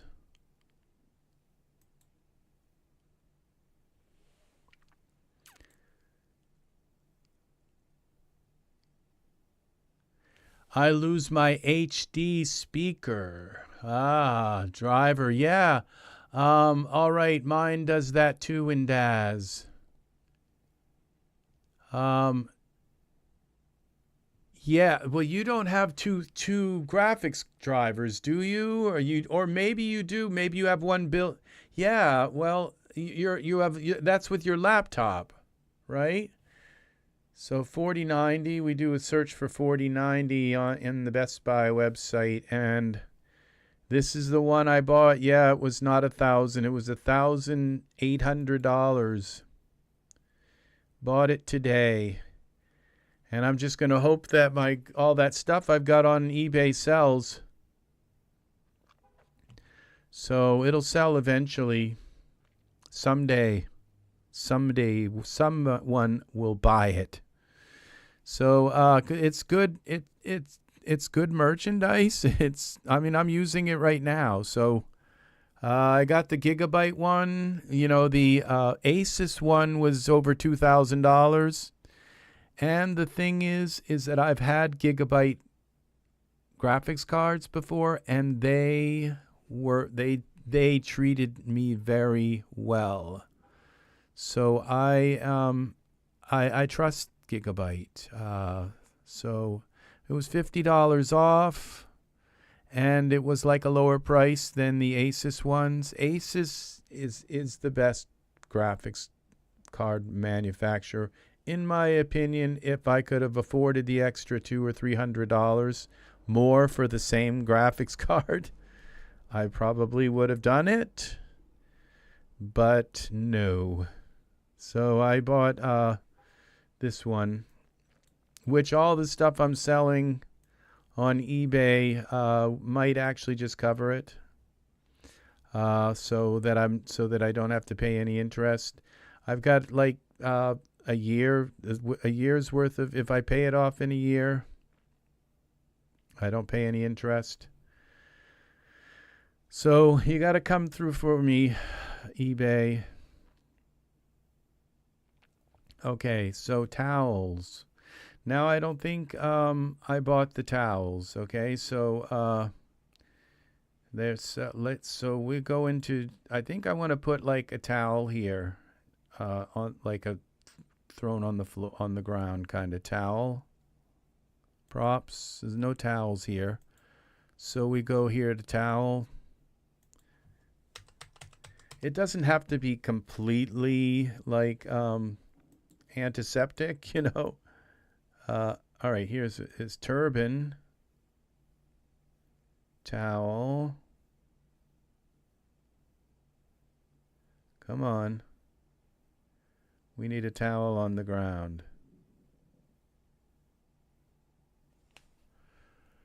I know you did. I know there's one somewhere here. If not, I could just like use a. There it is. Prop. Towel.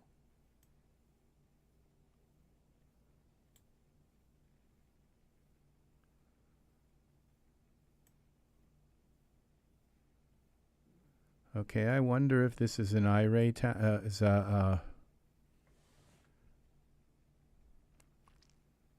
we'll find out. If we hide him, Robando, you gotta go for a moment, Robando.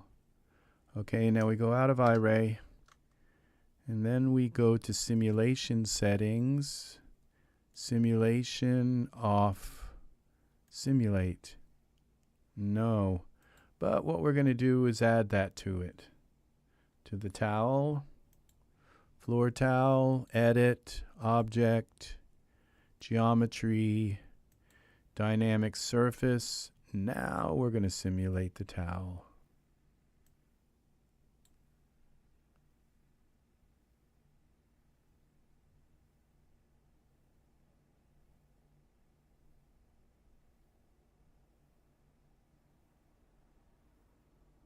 All right, that did it. Let's take a look at it and see if it's like a disaster. No, it is not. Now the water, I think, comes to the top here, like right here. Now if the water didn't come so far, I would have had the towel drape over the side. Okay, back to my camera. Let's bring Robando back. Come back, Robando. Save this.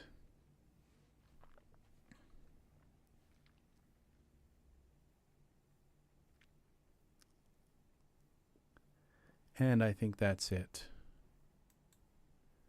Okay, now I think both of these should be rendering together. Now that that's turned on. All right, this should render really fast. Oh, how about a little bit of steam coming up off the tub? How about just a little bit of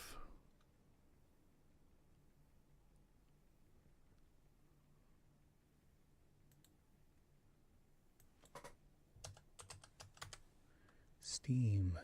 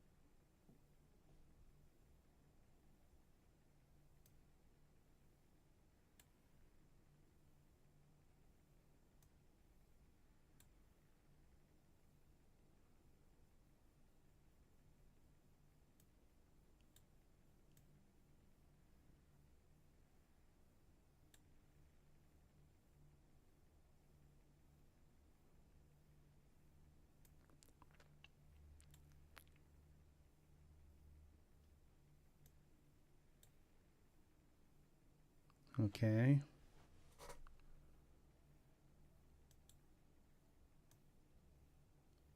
So over like this.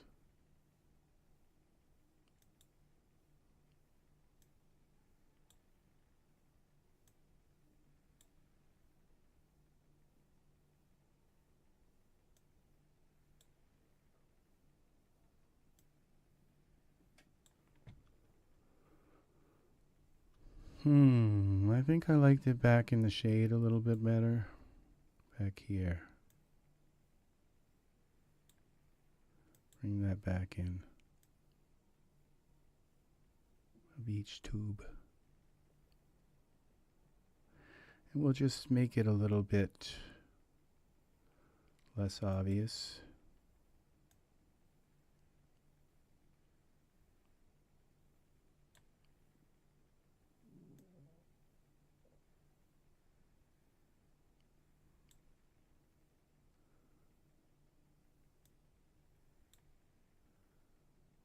Okay, and we go to surfaces, 20.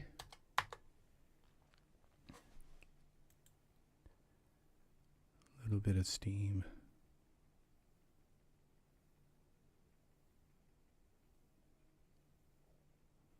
I think that works. Save it.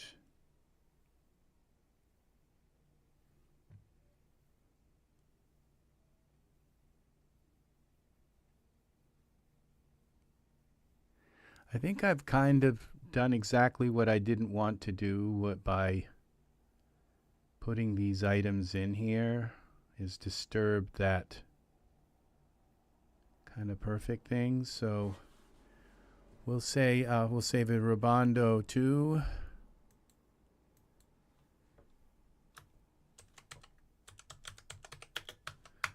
And we'll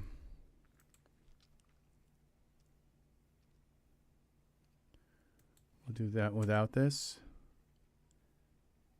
Maybe we'll keep the Steam Z. It's just now all of a sudden everything is disturbing this kind of look. Now the Steam, for some reason, is now, okay, there it's back.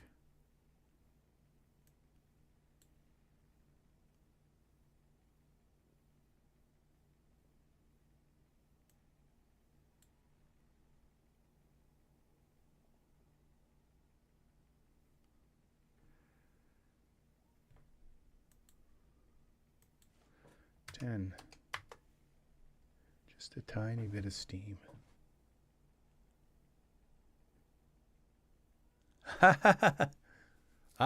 So now we've got Chris is at it again. Very nice. Very nice. It's a popular time. I don't know, but I'm going to be not going to be on much longer, so I think, but I'm not sure. Let's see. Okay, let's do a render of this, because I'm just kind of liking the, because, you know, then I'm thinking, okay, I got to have some kind of chair here, and like, how about the cat, you know, and how about something else, and, you know, and I'm just thinking, I like this, I like the emptiness of this. And you know, there is that rule, the buddy system. You're never supposed to swim alone.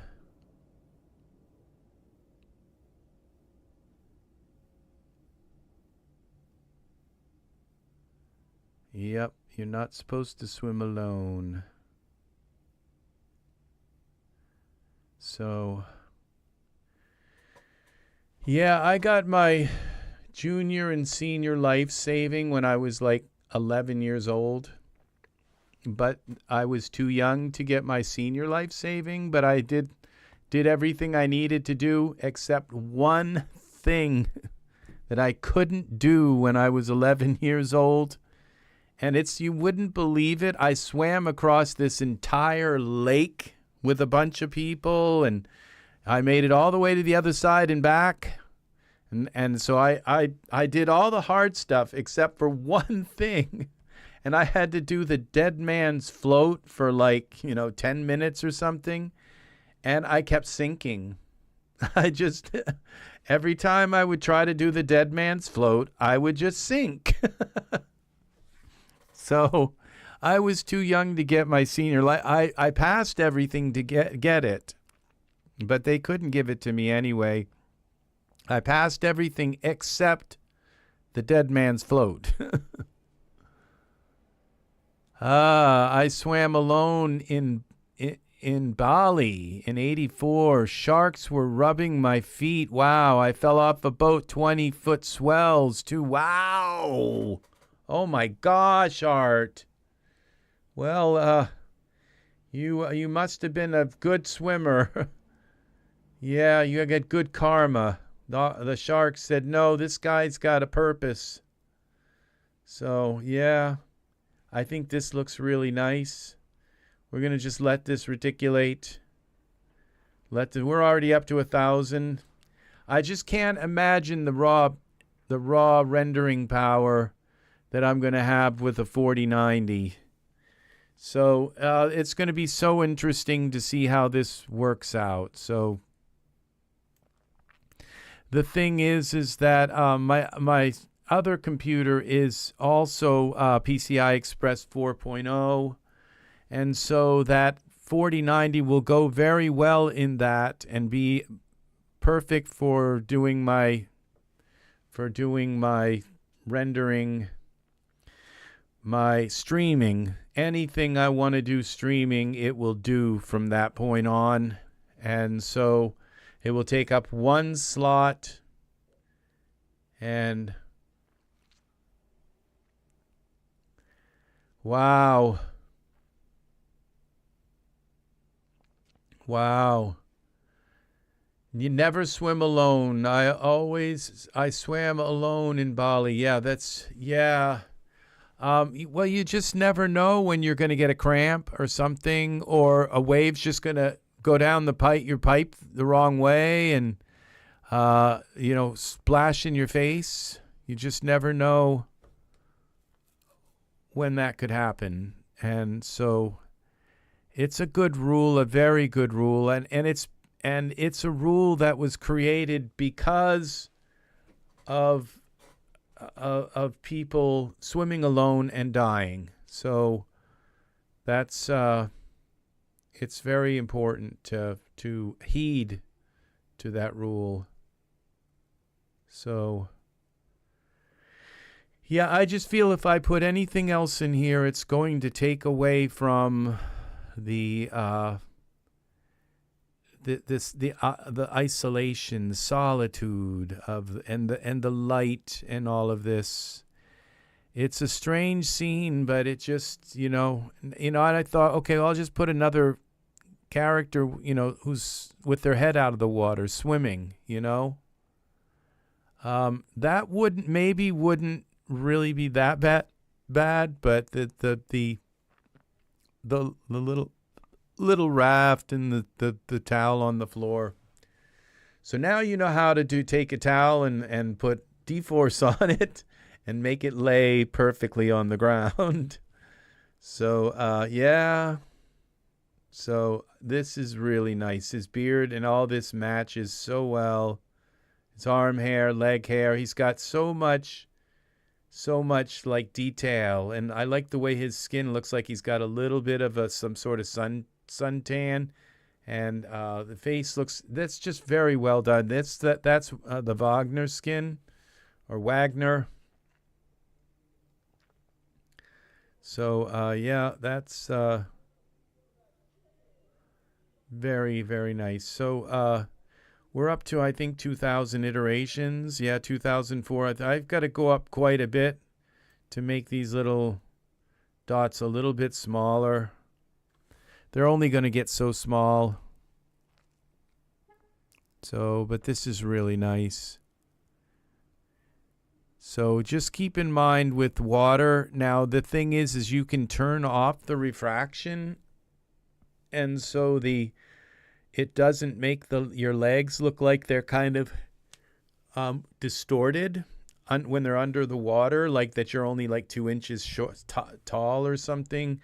It's very strange the way water creates especially when you see somebody walking towards you in the water and they're like only their shoulders are out, and the camera's pointing down, and you see, and their arms are underwater, and it looks like they're not even like human. It looks like they're some kind of creature with a human bust above them, because it like with the way the arms kind of flail back and forth, it's just very strange looking. Yeah, it's not, your picturesque kind of what Parrish? I can't remember his name, first name, Maxwell Parrish or something. It's not your Maxwell Parrish kind of image, which is when somebody's swimming like that and their arms look like, it makes them look like, kind of like a big blurry lower body. So yeah, okay, so I think that's going to do it for me today, people. We are, I'm going to end it here. It's 8:30, and so I just thought I would make a scene and come in. I think like my mind is getting to this, I'm starting to decide like what's going to happen in the future, because, at some point, there's always going to be some new script come out. Then I'm going to have to do a video on it. But, the thing is that there's only so many scripts and only so many things. And so it's, and then, and then I thought, well, what I could do is what Jay is doing, is branch out and do stuff with, exporting stuff to Unreal and exporting stuff back and forth from Character Creator and doing stuff in Blender and it's like, no, that's not me. I'm going to stay in Daz Studio. All right. That's because, and so really what I'm kind of decided is that if I don't have a script or something to do, then it's going to be, I'm going to title the video Creating a New Scene, and you'll know kind of what's up, that I'm just going to come in here and go through my 10,600, items and pick stuff out and create a scene like this and make use of these things and see what you can kind of glean and learn along the way. Today you learned something about the hand, the hand, universal hand thing, okay? That's a very, very nice script, okay? So you're going to learn things still along the way and stuff, and you'll get refresher courses on things, okay? Because a lot of the stuff that I've learned how to use, every time I go back to use it, it's like, oh my gosh, I've forgotten how to use this. And also, like I said, there are still things like I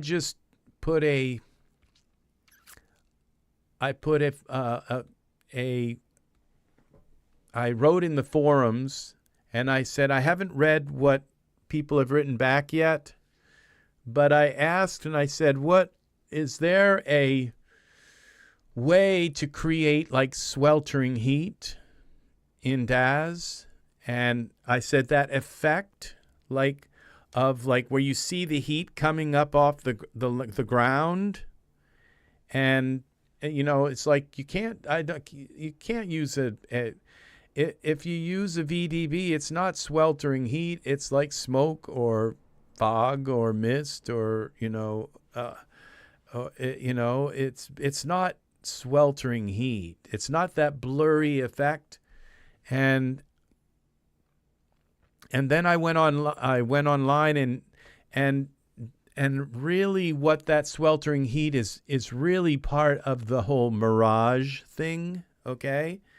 That and the mirage is created by a change in atmosphere, like where the desert is very, very hot and above it is kind of cool, and that change in atmosphere along with light and how the light refracts through that change in atmosphere, that's what causes that. And so we don't have that effect in Daz, but someday we will. And when we do, I'm going to say, I'm the one who asked for it. Okay? I'm the one who came in and said, hey, How about sweltering heat, people? Can you get me sweltering heat? I need sweltering heat. And so who's going to do it? Probably Sickle Yield, because Sickle Yield's the smartest one about doing stuff like that. And she'll find a way to make sweltering heat. Okay? And it's probably going to be an entire environment where you're going to have to load in the HDRI, the desert, and all, but you'll have that effect in the background of sweltering heat. And, you know, I hope it's not done just like with an HDRI. It's like, well, okay, you got, it looks like sweltering heat. It's a nice image and everything. I hope it's like in parts, and there's another person who might be able to do it, and that's, I think, Philosopher. He might be, he's the one who did the bokeh effect. Let's see, bokeh. I think that's how it's spelled, bokeh. It's not Ron's bokeh. It's, no, lens flares.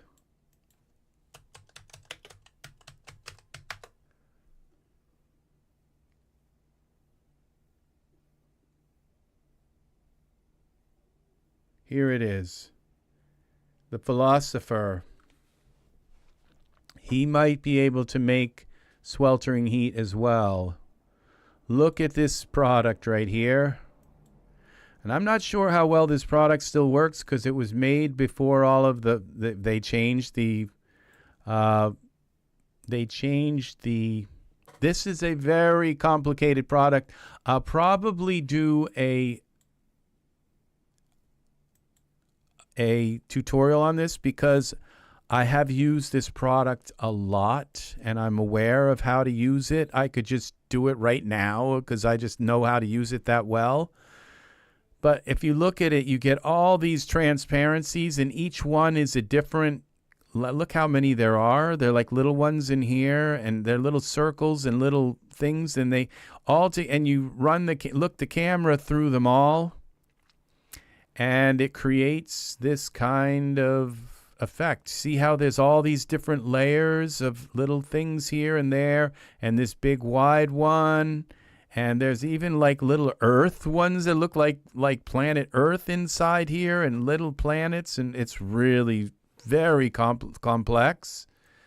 But this is an amazing, you can put it in any scene and get this effect, okay? And it's very, and you can delete little ones out that you don't want, so you just get maybe just this and that and this little effect and that and the glow kind of effect. You know, you have all these different effects, but the Philosopher could give us sweltering heat too, but we don't have sweltering heat. So that's another thing that we're going to look forward to someday coming into Daz Studio, and it may be called Mirage, or it might be called Sweltering Heat, but it's going to be one or the other, I think. It could be atmospheric distortions. It could be something like that, but that's what we're looking for. It has to do, and what I don't want is just, these are just like, this is all done with transparencies, which is a really clever way to do all of this. But this sweltering heat stuff shouldn't be done with transparencies. It should be done with real physics. There should be like a heat, it should be done. There's one other person who could do this, and this and this would be Fluidos, okay, where it could be done, like where you have a heat setting and smoke, and you have like an atmosphere, you have light involved with it, where it's actually created by physics.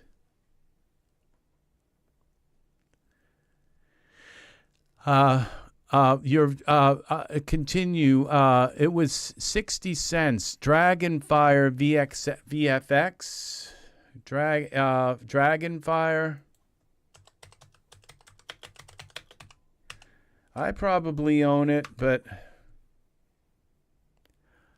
oh, okay. Well, I don't see anything that's like that gives you that atmospheric effect.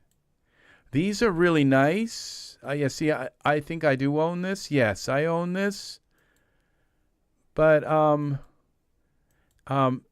these are VDBs. I'm quite sure this is new. VFX props. Materials are also available. The rubber beam can be fitted with smart prop. The card prop. A card ball prop is included with addition to other materials on smoke embers materials. I think these are done with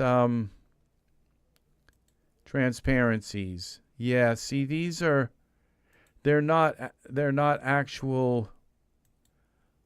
Which is nice. I love this. All of these effects have use. All right, they all have their use in Daz. These are done with transparencies. They're not done with VDBs. It's this. So this was pre VDB, but all of this has its. This is really, really, really nice. It resembles particles. This is really nice too. I don't think those are VDBs though. So it doesn't say anything about actual VDBs in this. Daz doesn't give us dates, you know. So I just wish I knew the SKU numbers. Like to say, oh, SKU number 8,000, that would have been, 2017, or something, But VFX. So there's nothing that says VDB here. So, but this, I don't believe you can get. This is on a nice sale right now. This is to get it for 60 cents is a wonderful, wonderful deal too. I'm very glad that you did. I think I paid more than that for this. I think I probably paid $4 for it. So, but this is really, really nice. These are anytime I see anything like this, I buy it. As long as it's cheap, as long as it's so. But I tend to think that when we get, I'm talking about real sweltering heat, something that actually has a heat setting, and it has and it works with light and physics and VDBs, and it's something that's going to have to be created by NVIDIA probably, and incorporated into iRay. So, okay, I might be here, Art, when you get back. I'll try to stay long enough so you can hear the Sigmund theme when you come back. Be careful out there. So I'll try to stay long enough so when you come back in, we can all say goodbye, say goodnight for now. So, all right. So yes. So this is a very nice set. Very, very, very nice set. They did a good job with the dragon here too. This is really nice. This this is really nice. I like especially this one with this one right here is really nice. That's the best one, I think. So yeah, this so I tend to think it's going to be one of the biggies that are going to have to work. It may it may require NVIDIA to give us that physics ability, and then once that ability is, and it will be like Daz Studio 5.0 or something, and it will come in and we'll have the ability to have heat physics and all in Daz. And then once we have heat physics, which is kind of what a VDB is, it does have heat settings and all, but the light, how the light would work with that, and pressure, and all kinds of other systems that go along with it. I'm not sure that I don't know enough about physics, but the people at NVIDIA do, and so do a lot of Daz artists. They know a lot about physics, and so they're going to be. So once the engine is placed in Daz where we have those physics, then products will start coming out from Sickle Yield and possibly these other people that are here. So that are very, very smart. And then we're going to just be able to put those effects into our scene and have that because it's different than depth of field, you know? It's different than putting like an atmosphere, like a VDB in your scene. It's different than Blur or the other one. Well, where they it's the environment effect, Bloom. You know, it's different than all of them. It's a kind of atmospheric distortion with light and different pressures of atmosphere, and I just think it would be interesting to have that effect. Like when you have a desert scene, it'd be nice to have that in front of you, to have that sweltering kind of mirage in front of you. We don't have that. We don't have that right now. You could theoretically just use an HDRI, but if you go into Google and you go sweltering, you go into sweltering heat, and these are all copywritten images, okay? You go, there's like nothing. This looks like it's hot, you know, but there's no sweltering here. There's no sweltering here. There's one image here, and it's like for sale. You have to buy it through like one of these, through like, you know, one of these companies. None of these, this kind of looks like it, and this makes me think that maybe all I need to do is just put what do you call it? Put a transparency in front of it, like in the background, like a piece of glass, and then put some kind of index of refraction there, and like a texture. They've done something, and they've tried to do something here.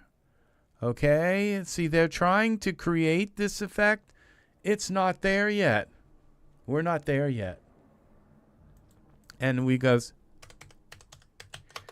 mirage, okay? And there was one here that kind of looked like a mirage.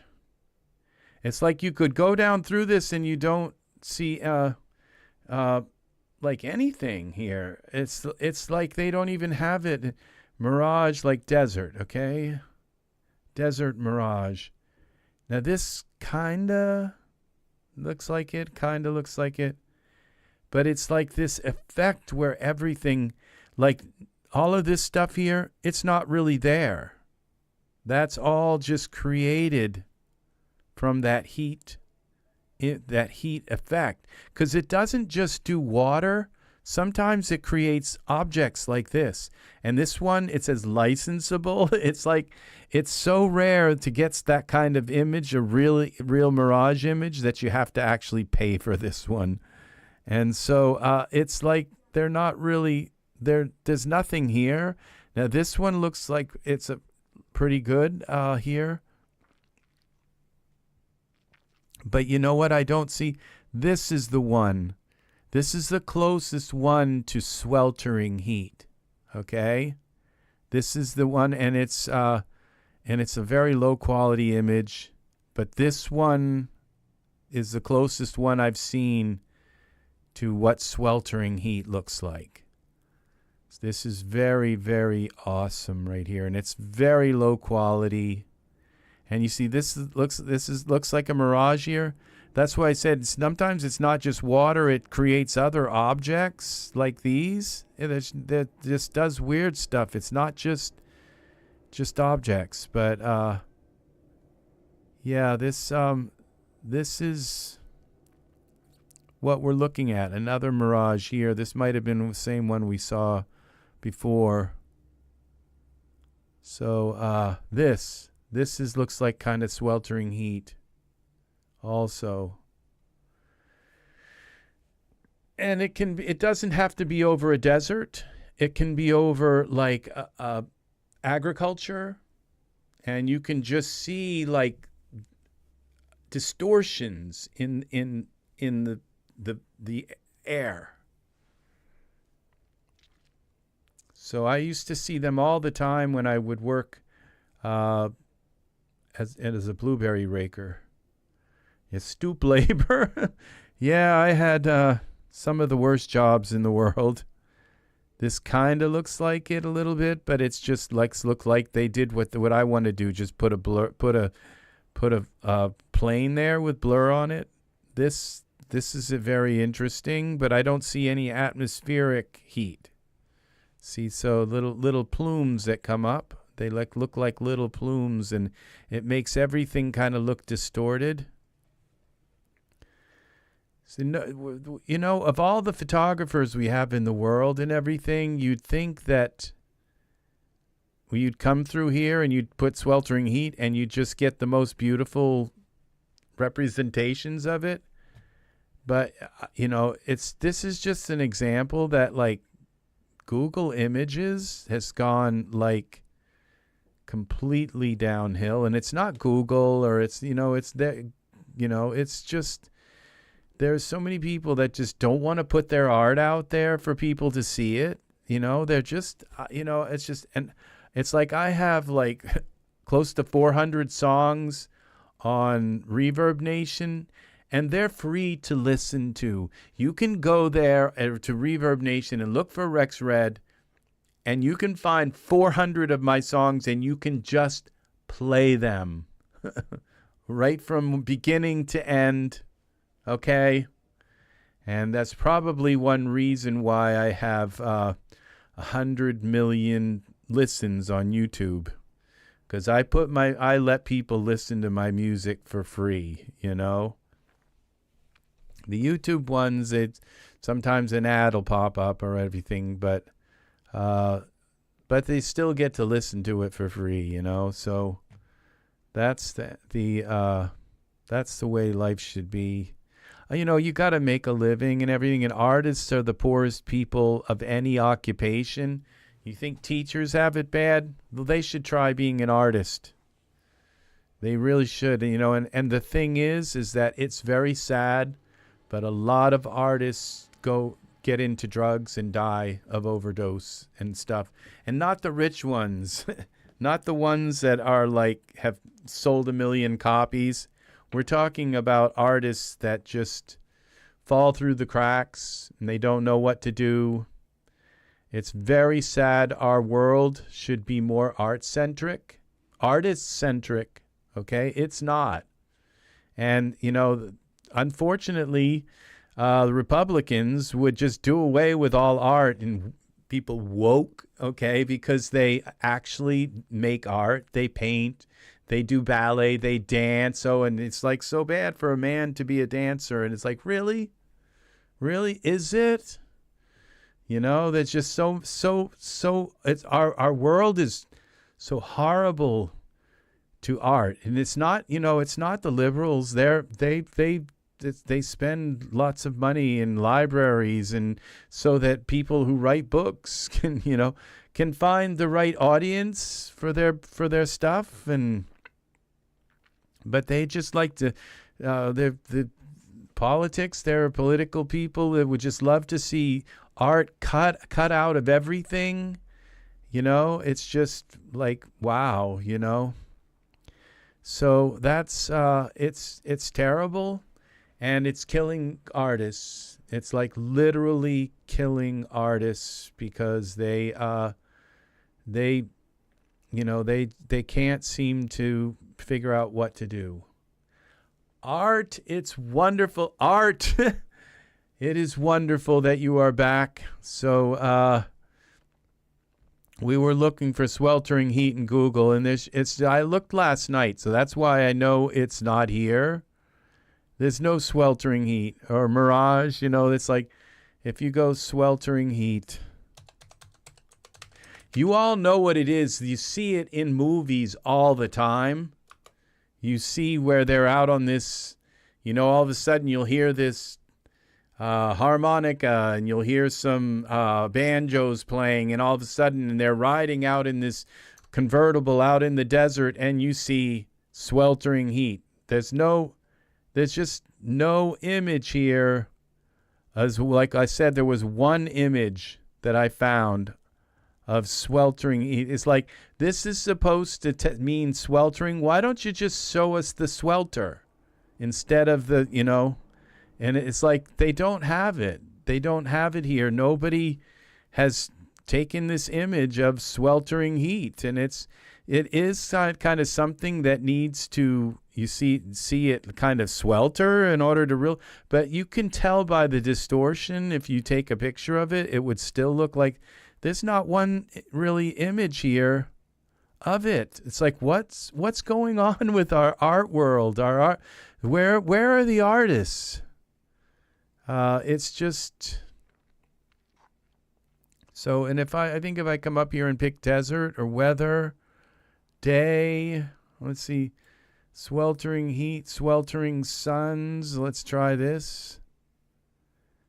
Yeah, see, it's just not here. So it's too bad because, and that's as an artist, I'd like to be able to do that in Daz Studio. I'd like to play with the sweltering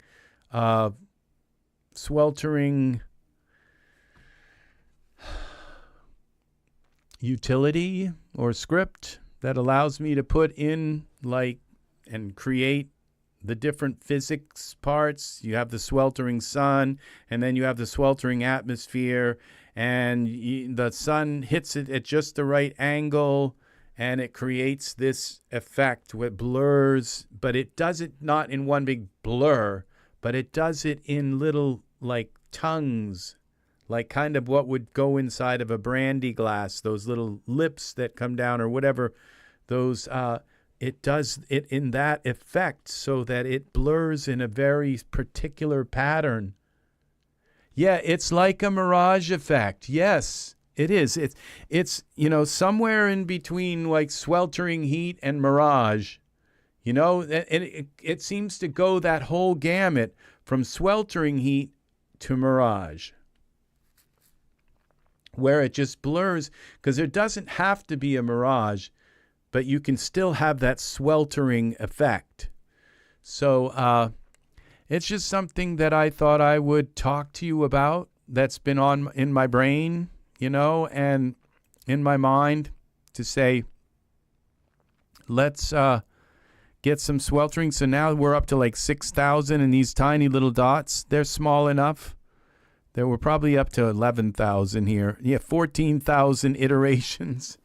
So that's what happens when I turn on these two. So please, I put in a link at the beginning of this thing, and I think if I come back here and if I control paste, yeah, there it is. There's the link to my eBay store. If you are looking for a 3090 with 24 gigs of video RAM, and I'm using two 3090s, but I'll tell you, one 3090 and you would be in rendering heaven. Okay, that's what I have been in all this time, and the only real reason that I'm getting this 4090, okay, is because it's not for rendering. But there's a possibility that it might allow me to render animations really, really fast. That's because, my 3090, it renders any image I make really, really fast. just about any image I want to make. It will render within like a couple of hours if it's like a massive image. And usually it's only like within 10 minutes, and I'm up to like, see, it's only been with this image, it's only been like maybe 15 minutes. How long has this been? 36 minutes, and up to 15,000 iterations, almost 16,000 is iterations, 16,000. So, you know, it's so the thing is one 3090 will render like something very like a ultimate ultra scenery scene. Within like 2 hours, you'd have like maybe 3,000 or 4,000 iterations, as many as you would ever need for an ultra scenery scene. And you can put as much as ultra scenery stuff in it as you want. Put a couple of characters, even put like a house and some, you know, other props and stuff in it, and have all you need. So I can stand behind. They are sold like as is and everything. No returns. That's the way a lot of stuff is. But they, I can tell you, I'm using them right now to render both of these 3090s. That's what I'm using. So at this point, they are for sale. And if you want to jump into something really nice, then you'd have to buy the computer around it that would go to, but you'd have your 3090. Okay, that's what you do, is you build the system around it. You'd need an 800 watt power supply. 6 to 800 watt power supply. You'd need to get a motherboard that is at least for PCI Express 4.0. There's no sense in going higher than for PCI Express 4.0. You'd have to get yourself a chip and some RAM. I have some RAM for sale. I'm probably going to sell that I am going to sell my RAM. I've got about I have 6 chips of RAM that would bring you up to, 128 minus 16. So 128, I think, gigs minus 16. So it would be 100 and, I can't think right now. So, but I'll be selling some RAM also, whatever eBay. So I'm just selling it by the price that eBay recommends, because I mean I paid $1,700 for each one of these graphics cards. So and so I'm selling them for what was it, 800 and what was it again? Yep, Rex Red on eBay. Okay, it's $680, okay? So and I paid $1,700, almost $1,800 each for these. So, so these are $680, and you've got yourself a 3090. And I know that's the price of a whole computer, but not with a 3090 in it. So that's the thing, is there it is. And this is a 1080 Ti. It's only got 11 gigs in it. You know, there are some people that are working with 8 gigs right now. And so, you know, for $163, they could go up to 11. All right. So that's it. I'm also selling this Sony camera. It's an Alpha 6100, 24 megapixels. It records 4K. I paid $1,600, almost $1,700 with tax. It took me like 3 years to pay it off, and then I ended up with all of this. I must have paid $2,000 because I ended up paying all this interest, and I didn't think I'd ever get it paid off. And then at one point, I got a lump of money and just paid it off finally. After a long time of paying on interest. But yeah, and I'm selling it for $550. So this is, a very nice. working, 20 years old, something like that. Yeah, well, this one is 24 megapixels. It's $540. This is a professional camera. It doesn't have a full frame, but it's got the next one down from the full frame, and this is a great camera. It's a professional camera. It comes with a lens. Okay, so this is the price with the lens. See, this is the lens it comes with. So it looks like it's got, this is just like fuzz from the napkin that I used to. It's just little pieces of napkin that came off when I was trying to clean it off. So, but this is it. There's no wear at all on this. No scratches, no wear and tear at all on this camera. It's never been taken outside or put in bags and stuff and hauled around. It's just been on a tripod and used like what I'm doing right now. So I have a camera pointing at me. That's it. So this is a very, very nice camera. So that's I'm selling it, so it's on my channel. So, all right, thank you for watching, people. Take care. And I hate to be be a salesperson and putting things out for begging and all.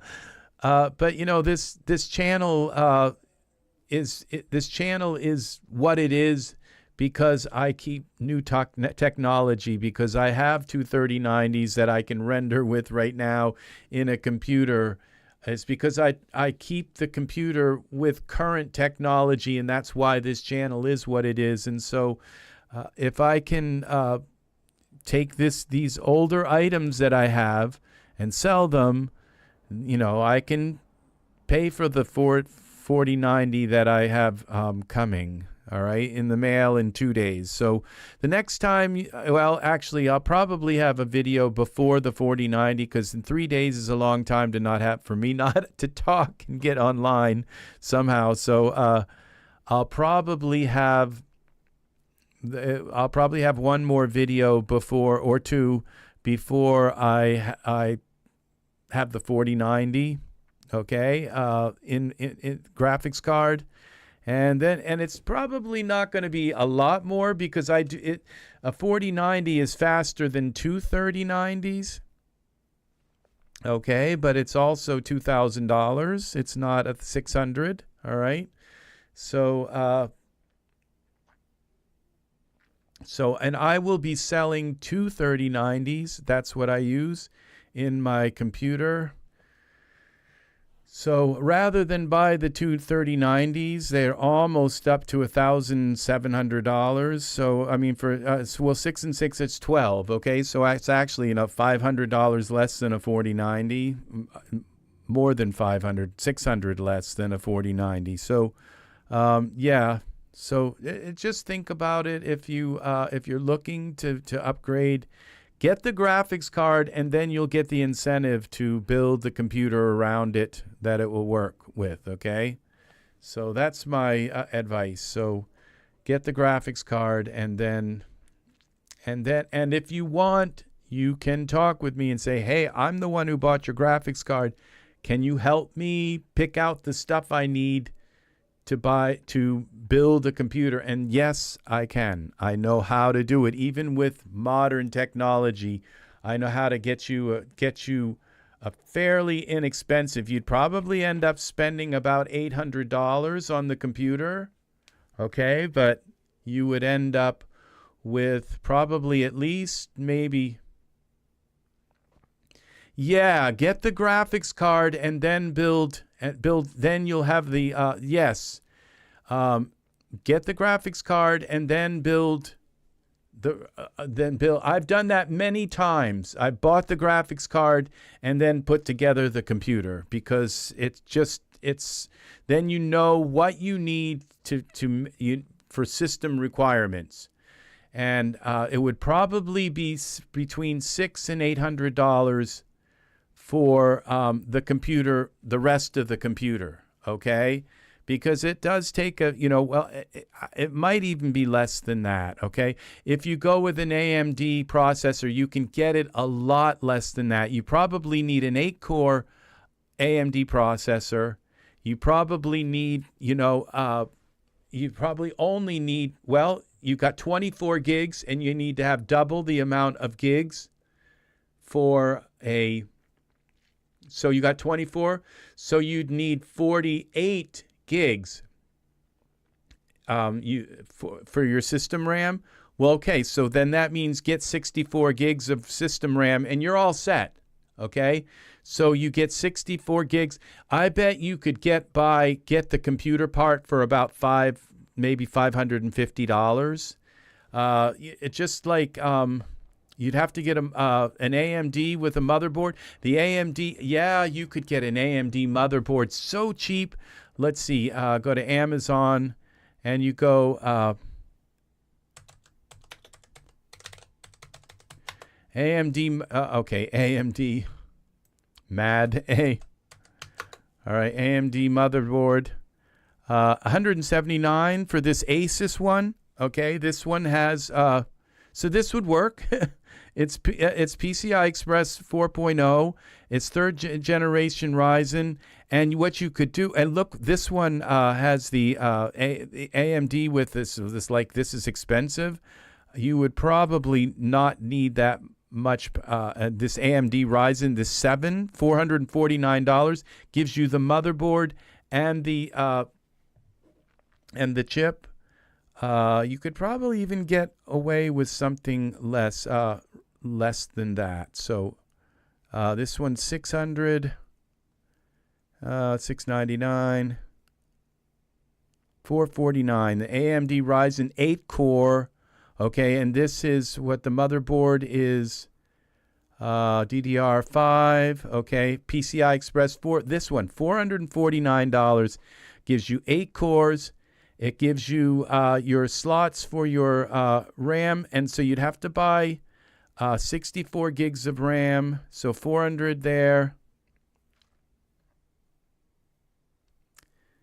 Okay, 64 gigabytes of DDR, what was that, 4? Was it? I think it was DDR5, actually.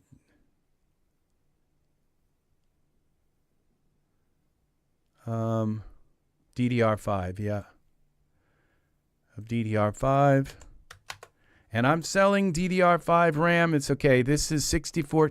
So it says, let's see, $159. This is Corsair for 2 chips for 64 gigs, $159. So that's $449. That's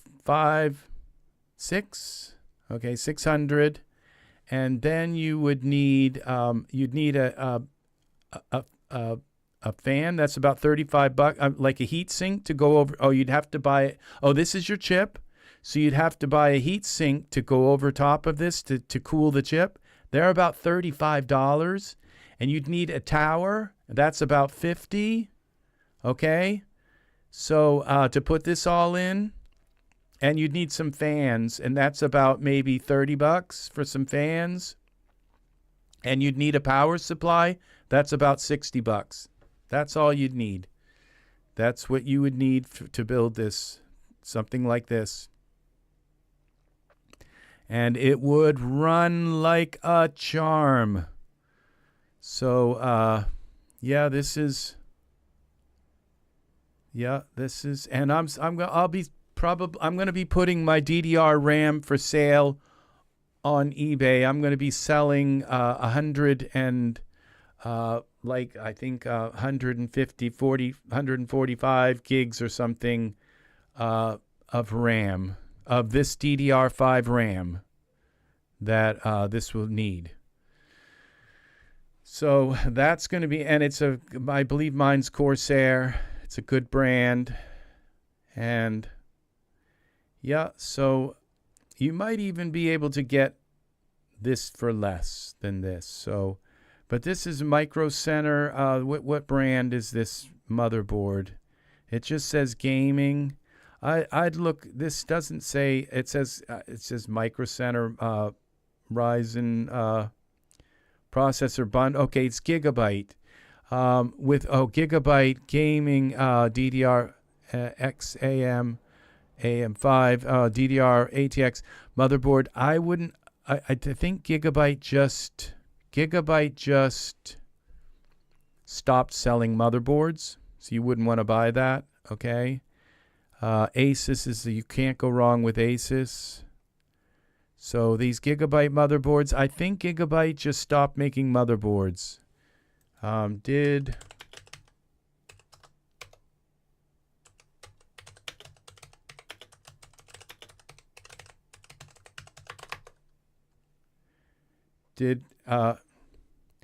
as of June, Gigabyte is still making motherboards. At Computex, Gigabyte unveiled their next generations of motherboards, including AM. Okay, so these motherboards are designed to offer improved performance, connectivity, and efficiencies, support Thunderbolt 4. So I guess they are. As a reputable company, computer hardware company, Gigabyte Project Stealth is back, goes all in on white motherboards. Why does Gigabyte have the new motherboards? Okay, because I thought they were still going to make graphics cards. Okay, maybe it's graphics cards. Does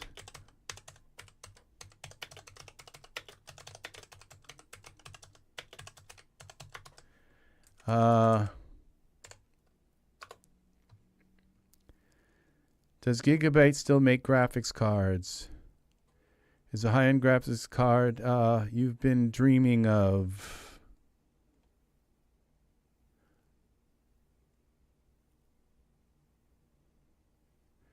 Gigabyte's graphics cards are excellent, okay? But they just was wondering, there's one of these companies, I thought it was graphics cards or motherboards that they stopped making. Must be the NVIDIA series. Does Gigabyte still make graphics cards? What company stopped? EVGA. That's it. Okay, discontinued its graphics card production, signaling a major shift in its business strategy. Disagreements with NVIDIA and various operational difficulties influenced EVGA's decision. EVGA's exit from graphics. So yes, that Gigabyte motherboard is perfect. Okay, so the one that was down here for 400, so 49. That graphics card, that 3090 would fit right in here. Okay, with this, you'd have to buy the cooling fin, some RAM, you'd have to buy a tower, and you'd have to buy a power supply. And that would be it. That's it. That's all you'd need. A mouse, keyboard, monitor. Okay. So the mouse and the monitor you could get, you'd probably want to get a 4K monitor. I'd spend a couple $100 on a monitor. So 4K, I would go 4K, at least 29 inch, 4K, 29 inch. I would say maybe 32 inch monitor. Probably about two. Okay, here it is. 4K, 2K. All right, that one's 2K. This one's 2K.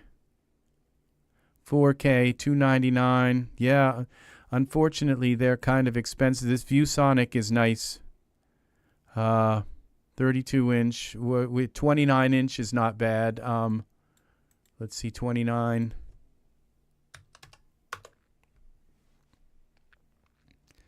Let's see. Scepter 269. So 215, 186. And that's what this is. Oh, it says 2K. I wish they'd kind of learn what 4K means.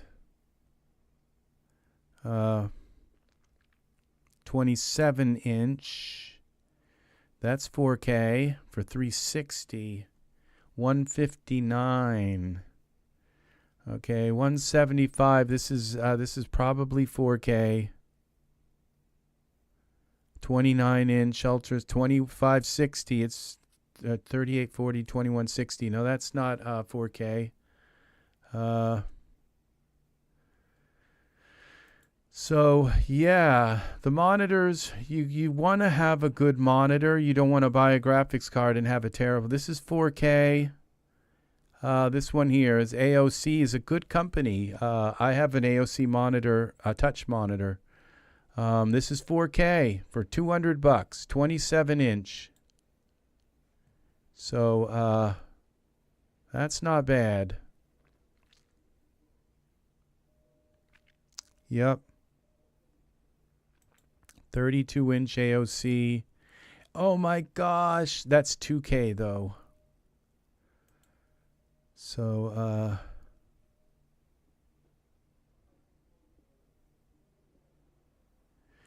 you can find these things on like right now. This is like less than the 32-inch is less than the 4K. 27. It's less money actually. You just catch it at the right time and you can get these things on sale. I would say you should be able to get a 4K monitor, 32-inch 4K monitor for around $200 if you just look for sales. So, yep. That is it. So, all right. Art, you're removing all your messages. That's okay. So, all right, very good. All right, you all have a wonderful evening. I will see you again soon. And you take care, everyone. And I will be back for another Ez3DTv tutorial. And we're going to play a little bit of music here as I go out. Please like. Well, you know what? That's because Art, don't worry about what anybody says, okay? You are if you didn't chat, nobody would. Okay? And how fun is that, okay? For me to be here.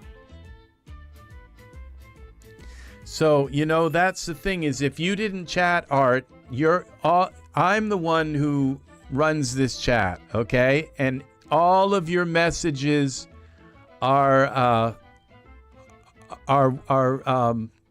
welcome. All of them, as long every once in a while you might say something edgy. And I leave that up I always leave that up to you to say, oh, maybe that didn't work. So, yeah. And I would say Angus would agree that he likes hearing, you talk. So, yes. See, that's right. So, and whenever two agree, I think that's out of the Bible. It shall be done in my name. So, yeah, so we got Angus agreeing and you got me. So, please, it makes it more interesting.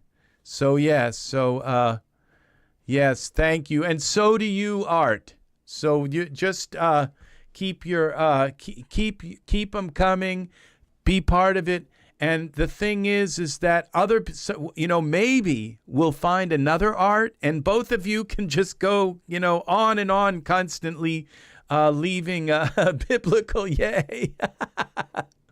Well, I told you I used to be, I'm ordained clergy, but now I'm kind of agnostic. I just don't know if I believe all the stuff I used to think when I was young. I used to think was the golden rule, So, yes. So I just kind of leave it for let go and let God, I guess, is the best way to put it. So, thank you very much, people, for being here and for participating. Yeah, and Art, just keep them coming, please. That's your chat. That's yours. All right.